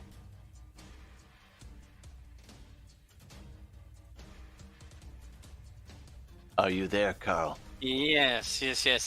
So, I will move, hold on a sec, 30 meters closer, so 1, 2, 3. And I will cast Toll the Dead. Nice. All right, this thing has been wounded, so... what's So the DC? Wisdom 12, Wisdom 12. All right. Wisdom is not its forte. So that is a 10 on its save. It fails. Go ahead and roll the d12. Missing his hit points, yes. Yes, it is. 9. Oh, right, you're level 4, so you're so close to the 2d12. So close. All right, 9 points. There's this Necrotic. loud... And the whole ship seems to just vibrate with that sound. And this large creature spins its head towards you. It's row upon row of sharpened teeth. It's very shark-like, and it's dull black eyes just staring in your direction, Tillman. And you lock eyes, and the whole thing shudders, and it takes the pain. 9 points of damage. Nice job. I curse in Aquin. Blah, blah, blah, blah. All right. It actually measure. it looks up at you and blinks. Well, not blinks, but like kind of flinches for a second and mutters back.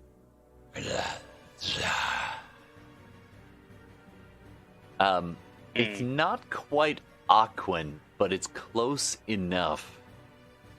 It's like a version of Aquin. And the basic meaning. Go ahead and do an intelligence check for me there, Tillman. Not saving through, but check.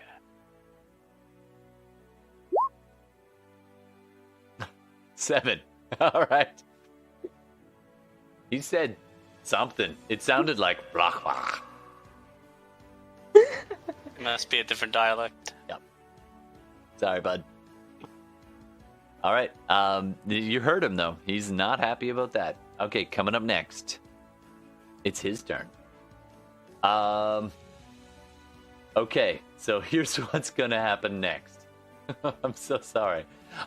He rushes forward the 15 feet towards Hilda and uses one of its actions to just kick you. As it's trying to just force you out of the ship. So it kicks you hard. Do an opposed athletics check, please. Ooh, what does that mean? So roll your athletics. Okay. Ooh, okay, that will be a 16. Damn. So it kicks you, and it must have got the angle wrong, it does not. You just take the hit, and it only rolled a 9. It's like Little big girl. no kidding. You just thump. You turn your head. Nice. All right. He does not successfully do that, but he's going to continue doing what he did before, what he wanted to do, which was he moves away from you, though, and just barely. You know what? I'm going to say roll a d20 for me. A higher is good for you. 11. Okay, you needed to clear the 10. He just barely leaves your range. So you get the reaction as he leaves your range, as he tries to close in on Tillman. His massive shark-like jaws just kind of salivating and moving towards Tillman. But Hilda, you get a swing.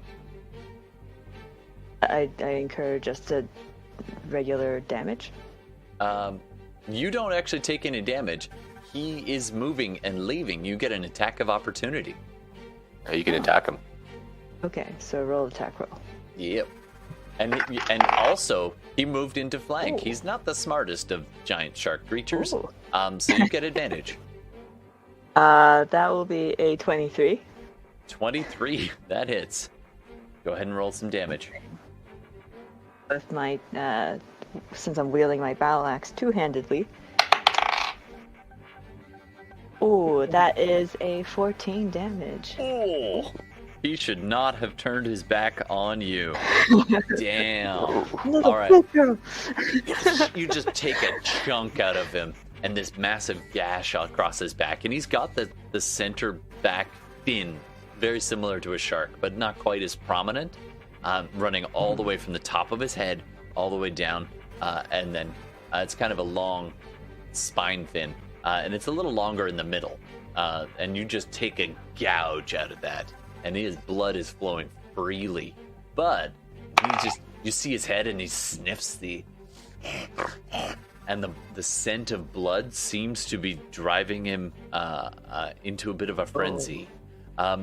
Just a question for you, Tillman: are you injured at all? I am. Yep, I am. Okay. He's got the scent of your blood, so he has advantage as he unloads his final 2 attacks on you. First attack He tries to hit you with the trident that he's carrying. That's going to be a 17. Does that hit your AC? Nope.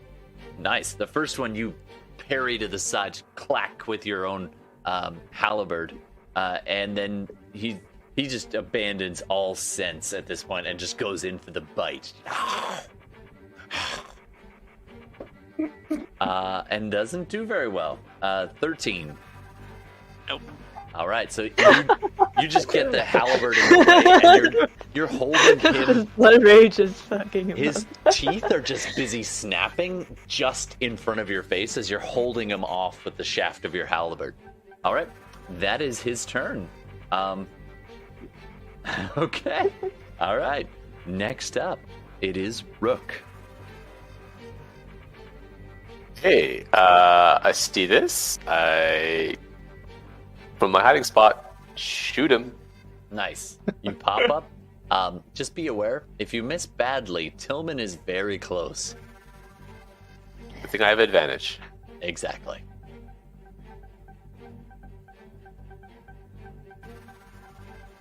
First roll was not a good roll. It's a good thing you have advantage, because that was a 2. 10. And that was a 3.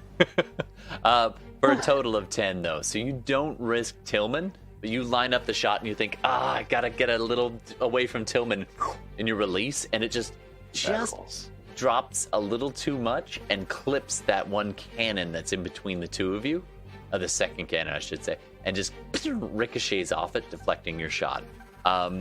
You still have a bonus and a move if you want it.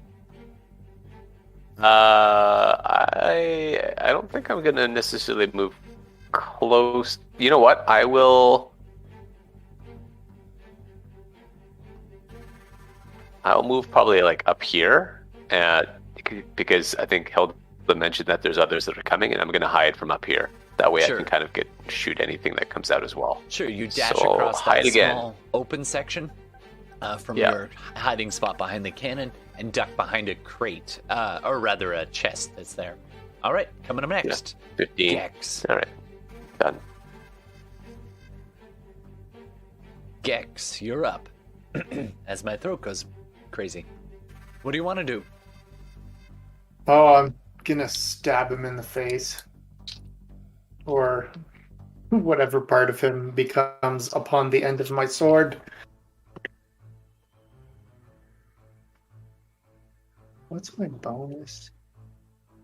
Oh, I have so many different bonuses, it's hard to keep track. Oh, first world problems. 21 for 21 assuming hits. that ends up hitting 9 damage. It's 9. Oh, but with someone close to him, plus I get the sneak attack damage, That you do. which is another 8, so 17. Woo. That is no small amount of damage. As you're just taking chunks out of him and stabbing and like slashing, he's looking pretty hurt. But it just seems to be making it mad, as it's now got all 4 of its arms and 2 of them are holding this trident, and it is just like just beat like in a fury, in a frenzy, even a blood frenzy. All right, coming up next, Hilda. All right, so technically at this point we're flanking Yep. this creature. Okay. I am going to continue Oh, Hilda. trying to attack. Hilda, I need you to do Yes. a wisdom saving throw, please. I forgot something. Oh, okay. That will be a 16. You succeed. For a moment, your muscles seem slow to move, and then you just power through. Carry on. Something, That was actually, weird. you know this. You can hear behind you, floating in the water. The head is just above the water. Looking up at the hole, you see this creature snarling at you. But you see, a little bit further back, you see the smaller one, also its head just above. But that one has an arm extended out towards you, and it seems to be muttering something. But it doesn't seem to have any effect on you. Okay. Well, little big girl cast a coming in spell. clutch. Well, I think that momentary struggle made me turn back and look. But I am going to still continue swinging my axe down at this Sahuagin witness. I'm so sorry. Sorry I'm for all these not- Jehovah Yeah. Witnesses watching this or listening to this episode. Okay, that will be an 18. 18's a hit for the big guy, right? Yeah, that's a hit. And you are flanking, so you do have advantage.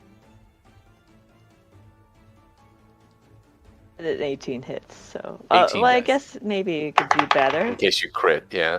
That was Worth a was try. better. The previous one was better. So I will be doing a 10 points of damage. 10 points of slashing damage. All right, 10 slashing. Ooh, this thing is looking so very rough as it's just barely holding on as Hilda just continues to carve chunks out of it. All right. It is sushi night. It is. It is. All right. Next up, I believe, is Tillman. Tillman would like to make another intelligence check Sure. to see if it's been bothering him what he said, and maybe after a certain time he can decipher what it is. All right. Oh, nope. With a He's- 4. He's rather upset not figuring out what it is. And, Wait, I think he will you go in. conjugate it, but then what's the infinitive? He's trying to give me a hickey. He's so frustrated at not understanding, he goes into a rage. You're just so confused. It's So, all right. Unfortunately, it's that you're not using your action to do that, but it is very unfortunate. yeah, what's the bonus action for rage, right? You're actually doing And- this? Yeah, I'm actually raging. All right, you're just like as this snarling shark thing, and you just growl right back at it. And now there's 2 very angry creatures in here. All right, what do you want to do now that you're in your rage? So I get +2 to melee damage with strength weapons. And advantage on Excellent. strength things. Strength things. All right. Well, he'll attack the main guy that's beside me with his halberd. Do it. Nice. Do it. Do it. Hold on. So That's right, folks. Tillman just lost his cool. Ooh. I'll add, No. add two to that. So That's- 26. It doesn't really matter. Yeah, that's a solid hit. How much damage? This is what you add the 11. damage to. So this you add to the damage. Oh, not +2. to- Okay, so Yeah. 13. So you just like, "Rah," and you push him back, and stands up straight, and then you just with this halberd in this massive sweep, and the axe head of the halberd just cleanly cuts just below the gills on this thing, and the shark-like head just severed cleanly as this whole massive creature falls over backwards, and the trident just clatters to the ground with this thing. And outside, I got mad case of the munchies.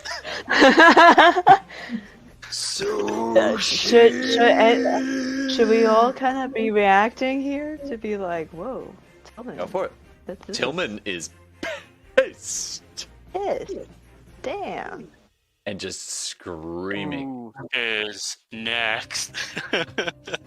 What did that thing say to him?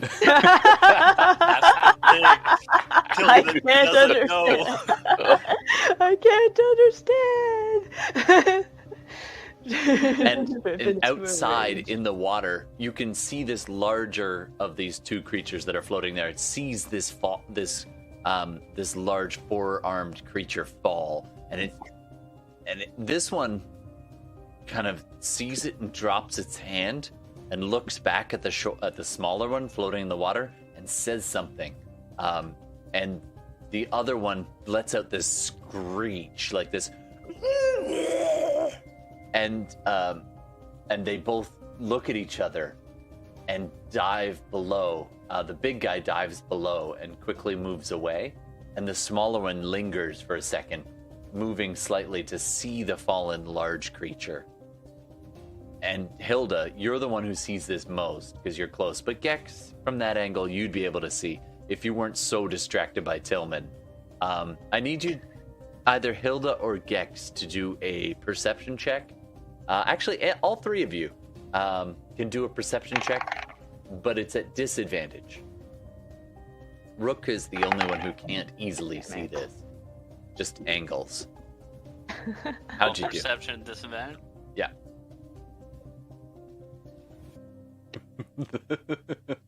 So 15 for me. 15 is still pretty good. And a 4 for Tihmily is just... Hilda is just so shocked by Tillman just losing his nugget. And Gex, you take it all in, and you see the... I love that line. I might save that for later. I'll let you say it. But you see all of this come in, and you can see this creature kind of floating in the water, this kind of longer side fins, shark-like eyes, very similar to him, but much, much smaller.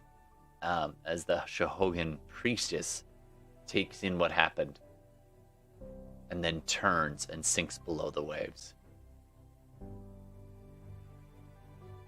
All right. It appears there are no more enemies as you're standing surrounded by ichor and blood and more calamari than anyone has any right to eat.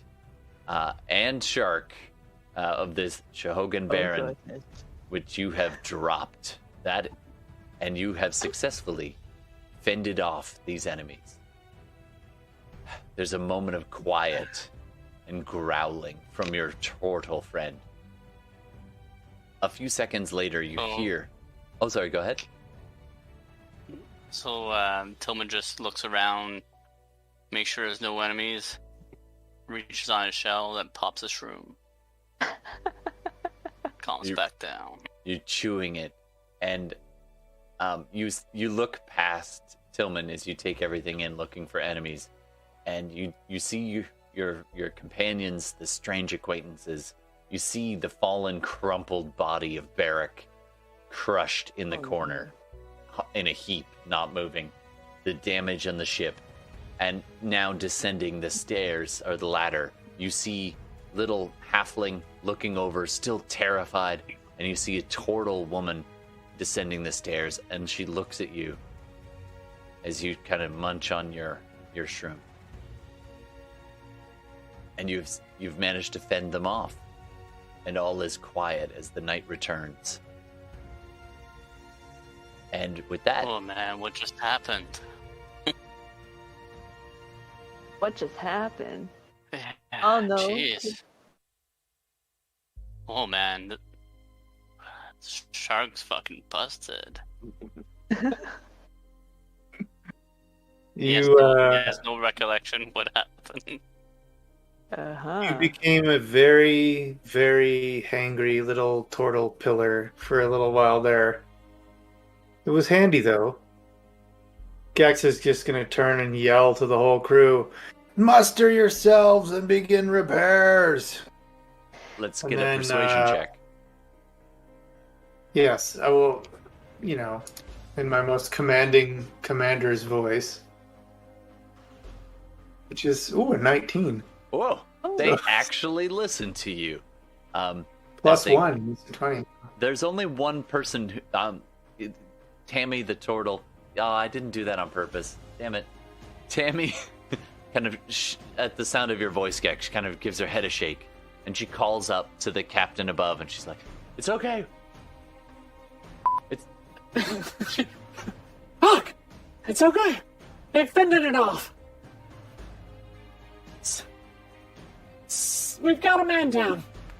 And little Lek goes scrambling across the deck and goes over and kneels down next to the crumpled body of Barak on the opposite side. And he's just quietly weeping. Oh. And you've got a moment of still and quiet in the night. Was Barak dead, or can I still do Spare the Dying on him?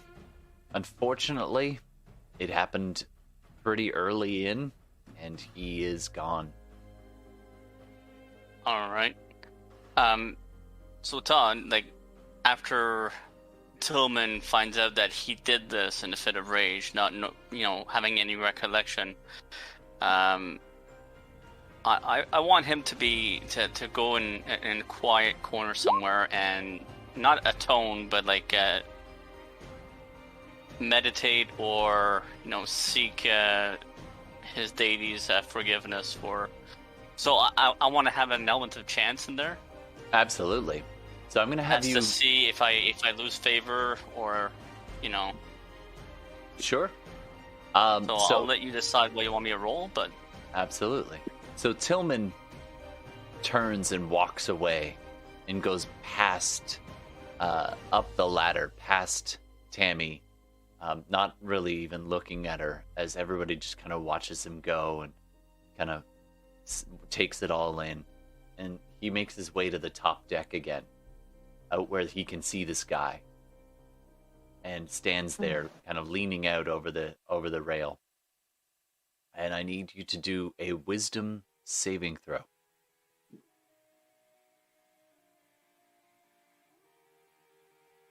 $14. The stars still glimmer in the sky. The anger and the boiling of your blood seems to be calmed by the sea and the dark night and the twilight above.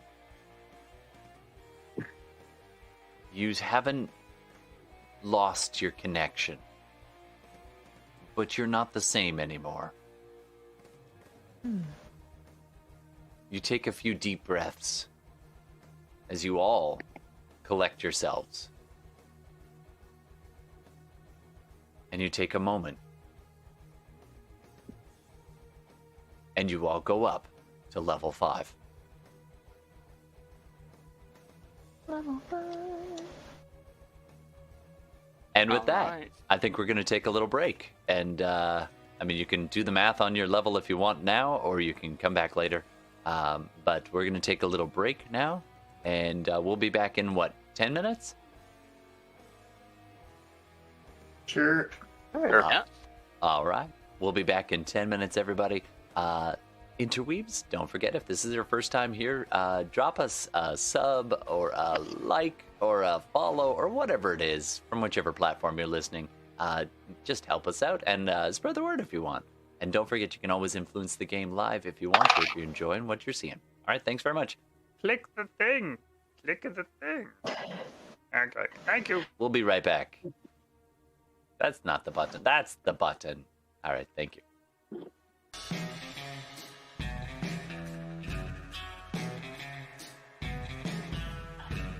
All right. Let's do this thing. Alrighty, we're gonna come on back. Hey everybody, welcome back from break. Let me just make that all a little quieter. Okay. So you had a pretty epic throwdown. You're resting. You can kind of decide what you want to do from here. Tillman's still up on the deck, just staring off, pondering. What did he mean? What did he say?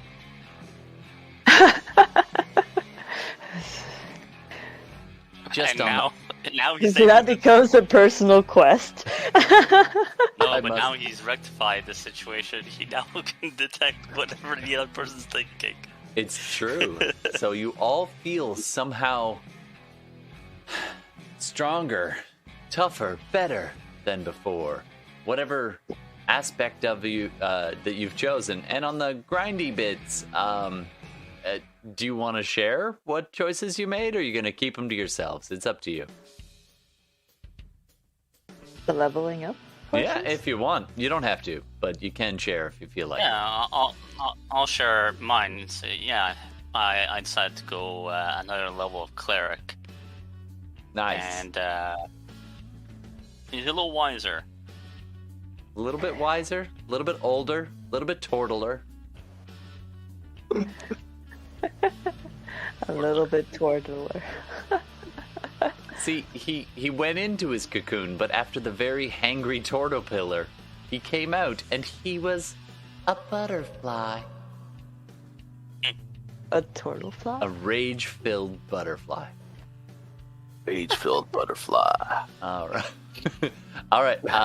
We're just going around the horn, and just if you feel like sharing your decisions for moving up to level 5, you're welcome to. Caring is caring. Decisions. I have no decisions for my level 5. Yeah, me neither. It's just it is what it is. A more better road. You do it gold. Hey, I you get uncanny dodge. You get like an extra D6 sneak attack. Hey, those are good things. Good things. You got no choice. Absolutely. Well, you've always got a choice. You could have multi-classed in something useless, Sure. like Bard. Sandbridge making. Same thing. Why? I picked up a feat at level 4, and I think I said what I think I'm gonna take out of that. Nice. All right. And which And what one? about you, Hilda? Did you multi-class in? You sold your soul to a demon in that time, right? Sushi master. Oh yes, looking at the array of calamari I have, and It's true. shark, I Specialize in sushi. decided to put down You my get adventuring PTSD tools. from med school. The Oh, autopsy boy. room. Yeah, my prognosis is that thing is dead. That thing is very dead. But it's very dead. For level 5, I can't make heads or tails of what's happening. So, as per advice, I might try to use the D&D Beyond character sheet. Oh, that's cool. No problem. Help Take your time. streamline that a little bit better, because the Roll20 is like, okay, I put a number in here. Oh But yeah, how do roll I 20 change that gets a little number? crunchy. That's fair. Yeah. All right, but you're still going Paladin. All right, awesome. And I'm gonna still stay going as a Paladin. level 5 DM. That's gonna be my goal. All right, let's dive back in. So, Tillman, let's start with you. You're sitting on the top deck, just staring out, breathing deeply, just kind of forcing yourself in through the nose, shudder, out through the mouth, in through the nose, hold it, out through the mouth. A few seconds later, the blurry red around the edges of your vision fade, and all that's left is twilight and stars. You're feeling better about life again. Your drugs have kicked in, but you're still a little worried. It's still bat country. Meanwhile, what are the rest I of you feel doing good. below? Oh, sorry. Go ahead, Tillman. No, I feel good. Take a look at the horizons, making sure things copacetic. You know, then, oh, shit, man. Yeah, I got my friends. I wonder how they are, man. Then, You know, turn start looking around. and you see Tammy just coming up to the top deck, Cool. and you see Zim not too far away, the captain of the ship, and they exchange a few quiet words, both glancing in your direction. And Zim nods and goes back and mutters a few commands to Lek, who has also come back up, and Lek kind of just staring off into space. And the captain repeats himself, Lek, I need you to Lek. Lek kind of shakes his head. He was always nice to me. And Tammy turns to Zim and is just like, "Where's my button?"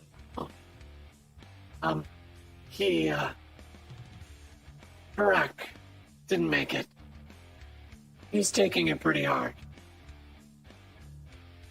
Oh, right. Get Paul to do it then. Take over the tiller. Lek. Take a breather. Man, let me talk to him, man. I'll calm him down. All right. And Zim kind of disappears down below to take stock of things. He jumps overboard. No. Just kidding. Just Life's kidding. not worth living. All right, so he goes down below, leaving just Tammy quietly running the tiller, while Tillman walks over and goes over to Lek. What do you want to say to him? Hey, man, sorry for your loss, but life's about balance, man. You lose some, you gotta take the good.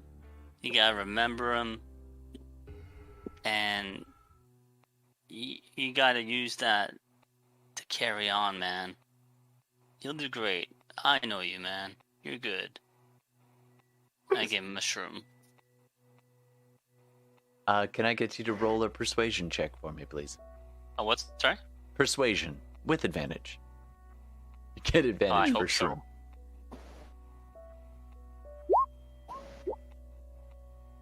All right. 16. 16. That's with the fucking -3. That's surprisingly effective. Lek is just kind of staring for a while out over the sea, and he looks back up at you. Yeah. Beric would want us to carry on. Yeah, man, he would. He would. You and your friends. If you hadn't been here, we'd all. He takes a shuddering breath.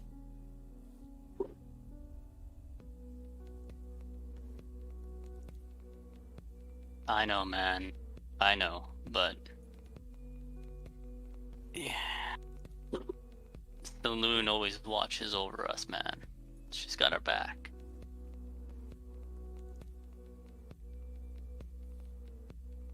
And the two of you just stare up at the stars for a while. Until your buzz kicks in. Oh, yeah. Oh yeah. Meanwhile, down below, what's everybody doing? I'm going to. I guess the first thing I'm going to do is maybe take a look at the body, so I can see if there's anything interesting, any not just valuables, but anything that might kind of indicate why they attacked us. Sure. Yeah. You go ahead and do an investigation check, and Gex's is going to give you advantage. I'm assuming you're helping. Yeah. Rogue's got a rogue. Okay. Do you want a rogue, or should I rogue? Yeah. Let's rogue together. Let's rogue together. Rogue the boat. Whoa! The string. Both rolls were good, but the second one was a nat 20. Damn. 21? Yeah. Damn. Okay. Damn. All right. All right. It was a very enthusiastic, yeah. Okay. Yeah. You find nothing on the giant squid octopi thing.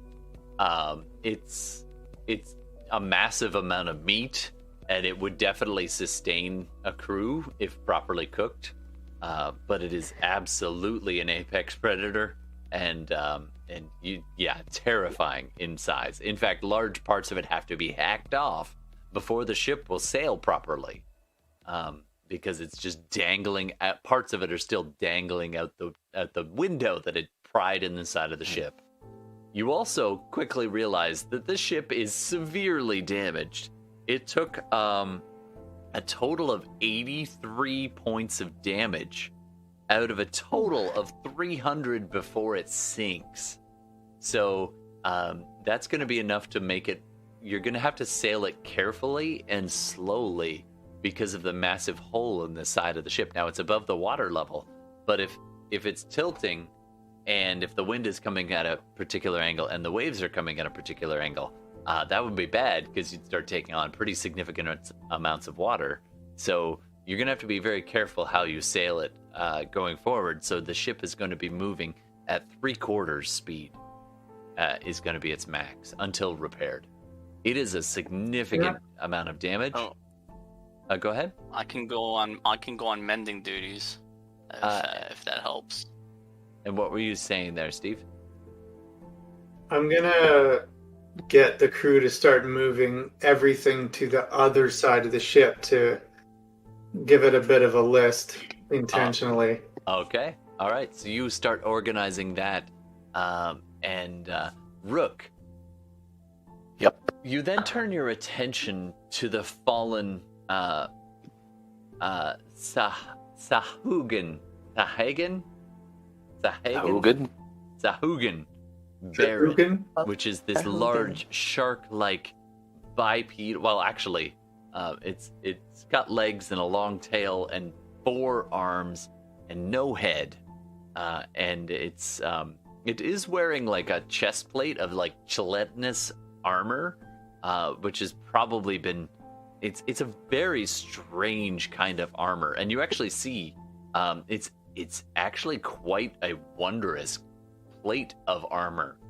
It does have a breastplate that is incredibly intricate in the way that the seams come together.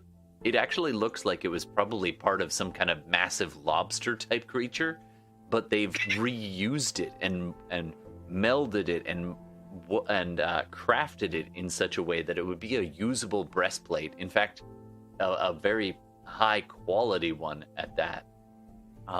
So that might be worth a bit more of a look. And it's got the shimmer and sheen to it. And Cat in your ear whispers, Oh, look at that edging. Look at those runes. I'd bet dollars to donuts. That is enchanted. Otherwise, you also see this massive trident, which is, it's almost like it's got these smooth, sharpened blades out each side and the center spear, which would be quite a very nice polearm to use for anybody who felt so inclined. And that, again, is also seems to have some enchantment on it and some runic emblazing along it. Along with this, it's got a pouch, and which is more of, I mean, its size is very large. So it's actually, its pouch is basically the size of a small satchel. And inside of it, you find several pearlescent type gems that are probably worth a fair bit. So go ahead. Oh, well, I'll just roll a little bit here. Let's see. Yep. So that's going to be worth in the range of about 400 gold. You find a small handful of these, and at a glance, you've done a fair bit of casing in your time, and you can see that these gems, a few of them are gems, and a few of them are more like pearls. But all together, they're probably worth about 100 each, and there's about 4 of them, and some glittering, gold coins or nuggets as well. So you get about 406 gold worth of treasure. There's also a really tightly capped scroll case and it's incredibly tight woven material, and it's got 2 caps, one at each end. Do you want to open it or take a look at it, or it looks like it's some kind of case-like structure that can be opened? Okay, so I will want to check it for traps, and I don't want to open it alone. Fair enough. Okay, I'm gonna get. So what I'll do is another investigation check. Okay.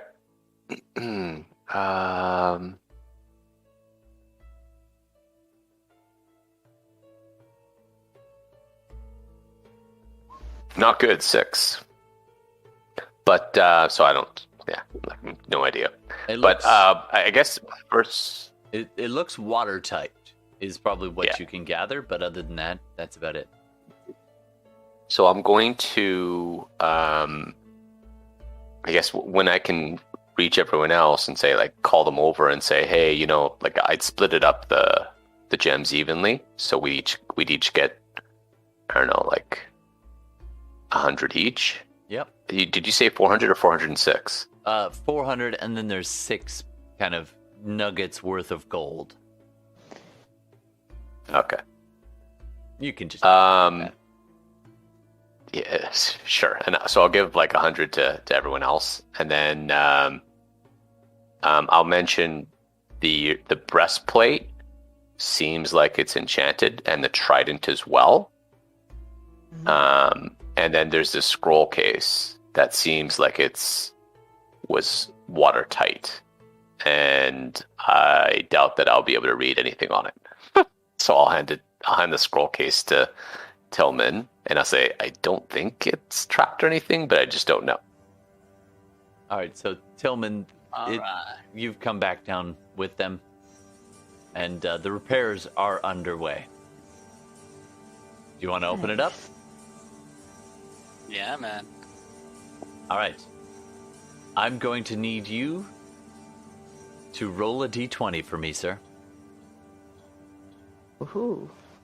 And what's your wisdom modifier?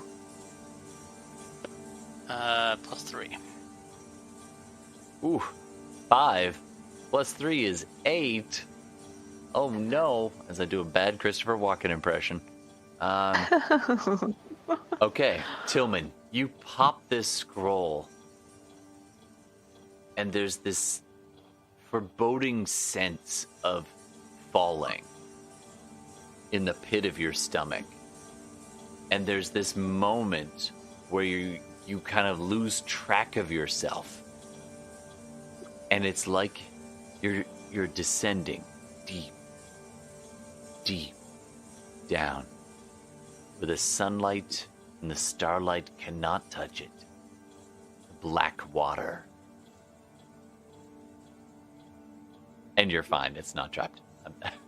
You kind of give your head a little shake, and you pop this thing open, man. And there's this really tightly woven roll of, almost like a really big roll of kelp, like a leaf, all tightly woven, and on it are these etchings, these runes that seem to be magically imprinted in this kelp. You said you speak Aquan, yeah? Yep. It's, again, so similar. When you heard it, it was just like a very strange dialect. But this is similar, but different. It's Sahuagin. Or Sahuagin. And it is, I know, every time. The religious text? The religious text. I will let they really you did roll. want us to hear the good word. I will let you roll. It's a pamphlet. I will. I'm sorry. I will let you roll. This time, however, I'm gonna give you advantage to decipher it. Roll intelligence or Arcana or. Let's do religion actually. Okay, religion with advantage, okay. Ooh, 18. 18. Nice. Some of the words, the meaning eludes you, but the general gist of it, you get a weird moment. So you half roll it out, and you're seeing some of these words, and it keeps rolling for a little while. It's really tightly packed, and it's starting to crack in a few places. But you're making out the beginning little bit, and it mentions it has been opened. They scrabble over scraps, but the prize is found. It's not an exact translation, but something about the prize is found. Okay. A scroll that says the prize is found. The prize is found. And you keep scrolling down, and it says, the seer. The seer. This has been signed or drawn or created, drawn up by the seer. And you can see there's and it's done in a magic script, one that can resist water, and very much like prestidigitating something into a text, but it tends to last. And so you can see this etching at the bottom as you get down, and you see this rough circular outline, a very humanoid kind of, but broad body and a smaller arms and legs, and you see it held aloft, and in the background you see this yellowish tint, like this yellow glow, and it's got two orbs of yellow, very close proximity together, like almost touching, so you can almost not distinguish them, but they are distinct. And then there's a third little light of glowing orb, but it's not with the other two. It's being held inside by the hand of this kind of larger circular humanoid shape. This has been etched in this kind of flowing ink.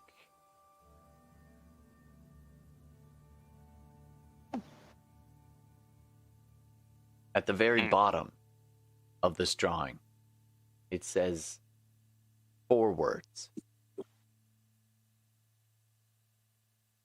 Found. Well, sorry, 5 words. Found. The jewel of 3 prayers.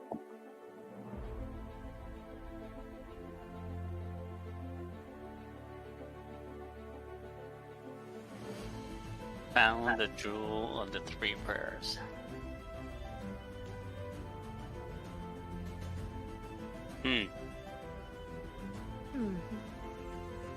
Alright. So Hilda. Yeah, I'll share that with the group. Yeah, you share with the group, so you're So all wait. kind of huddled around. You can all kind of make this out as, I'm assuming, as Tillman kind of narrates through it. And others join you. The captain, Tammy kind of peeking over your shoulder. And just as you're all kind of gathered up, what do you want to do? Sorry, he said found jewel of 3 prayers?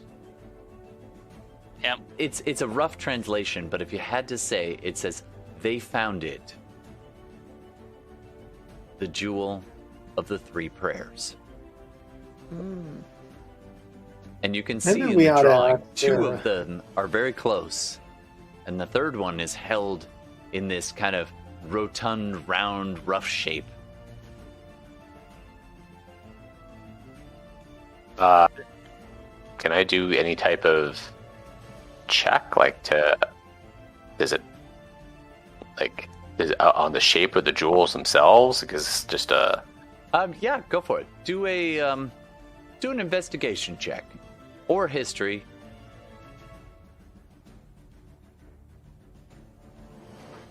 While he's doing that, I would suggest we might want to ask Kelpo if he knows anything. Yeah, I was even thinking about maybe Anna. Right. So as you're doing that, you're kind of Check getting some hand. ideas. Fetch ye the raft girl. Now, I don't know what I could roll or whatever, but I know that I have a glowing shard of the Gauntlet Star. Would that make any association with this? You're thinking that just as Tammy kind of leans over your shoulder and goes, Yeah. That looks like you. and she punches you in the shell.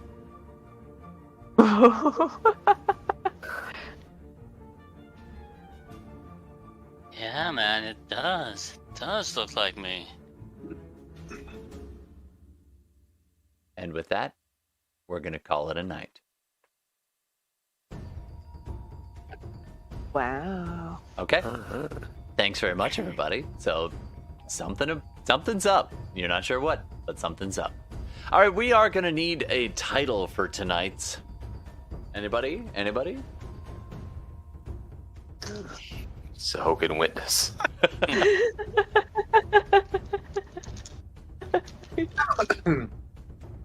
That's pretty good.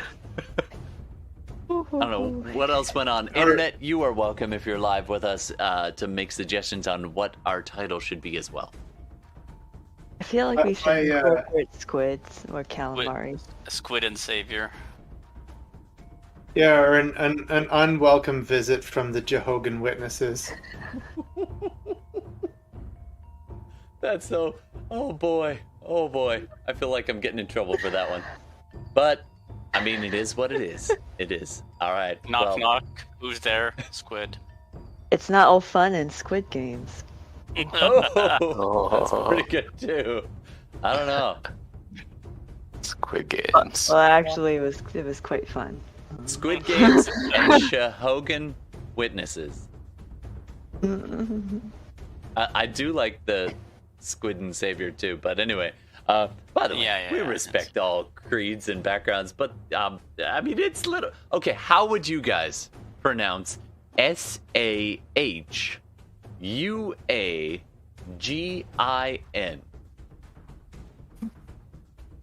Say that again.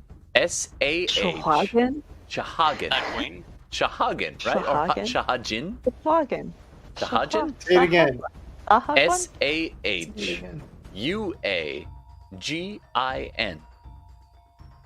So my apologies to the D&D purists who have encountered these beasts before. It's a beastie. Look at that guy. He's cutie. He's a cutie. You pronounce it Sahuagin. Sahuagin? Oh, Sahuagin. Sahuagin. No. Sahuagin. And that's the other smaller one. And then an even skinnier one was the priest. You pronounce it Joaquin Phoenix. My rendition of it. That's pretty darn good. Shark. It's a land shark, is what it is. It's a land shark with extra arms. And that was funny. And congrats to Tillman for finally getting mad. That was a good moment. Thanks very much for joining us again, there, abominable Scotsman. Thank you. It was the. Oh, I have a good drawing. Yeah, actually, I really love it when you throw your art up on Instagram. So if you wanted to share your notes, that's one of them. Like, my notes are terrible, as you probably well know, if I keep them at all. But I love the visual notes. That's so fun. Sorry, what were you saying, Steve? I have a sponsor for sure. Ooh, yes, ooh. Let's cut to a word from our sponsors.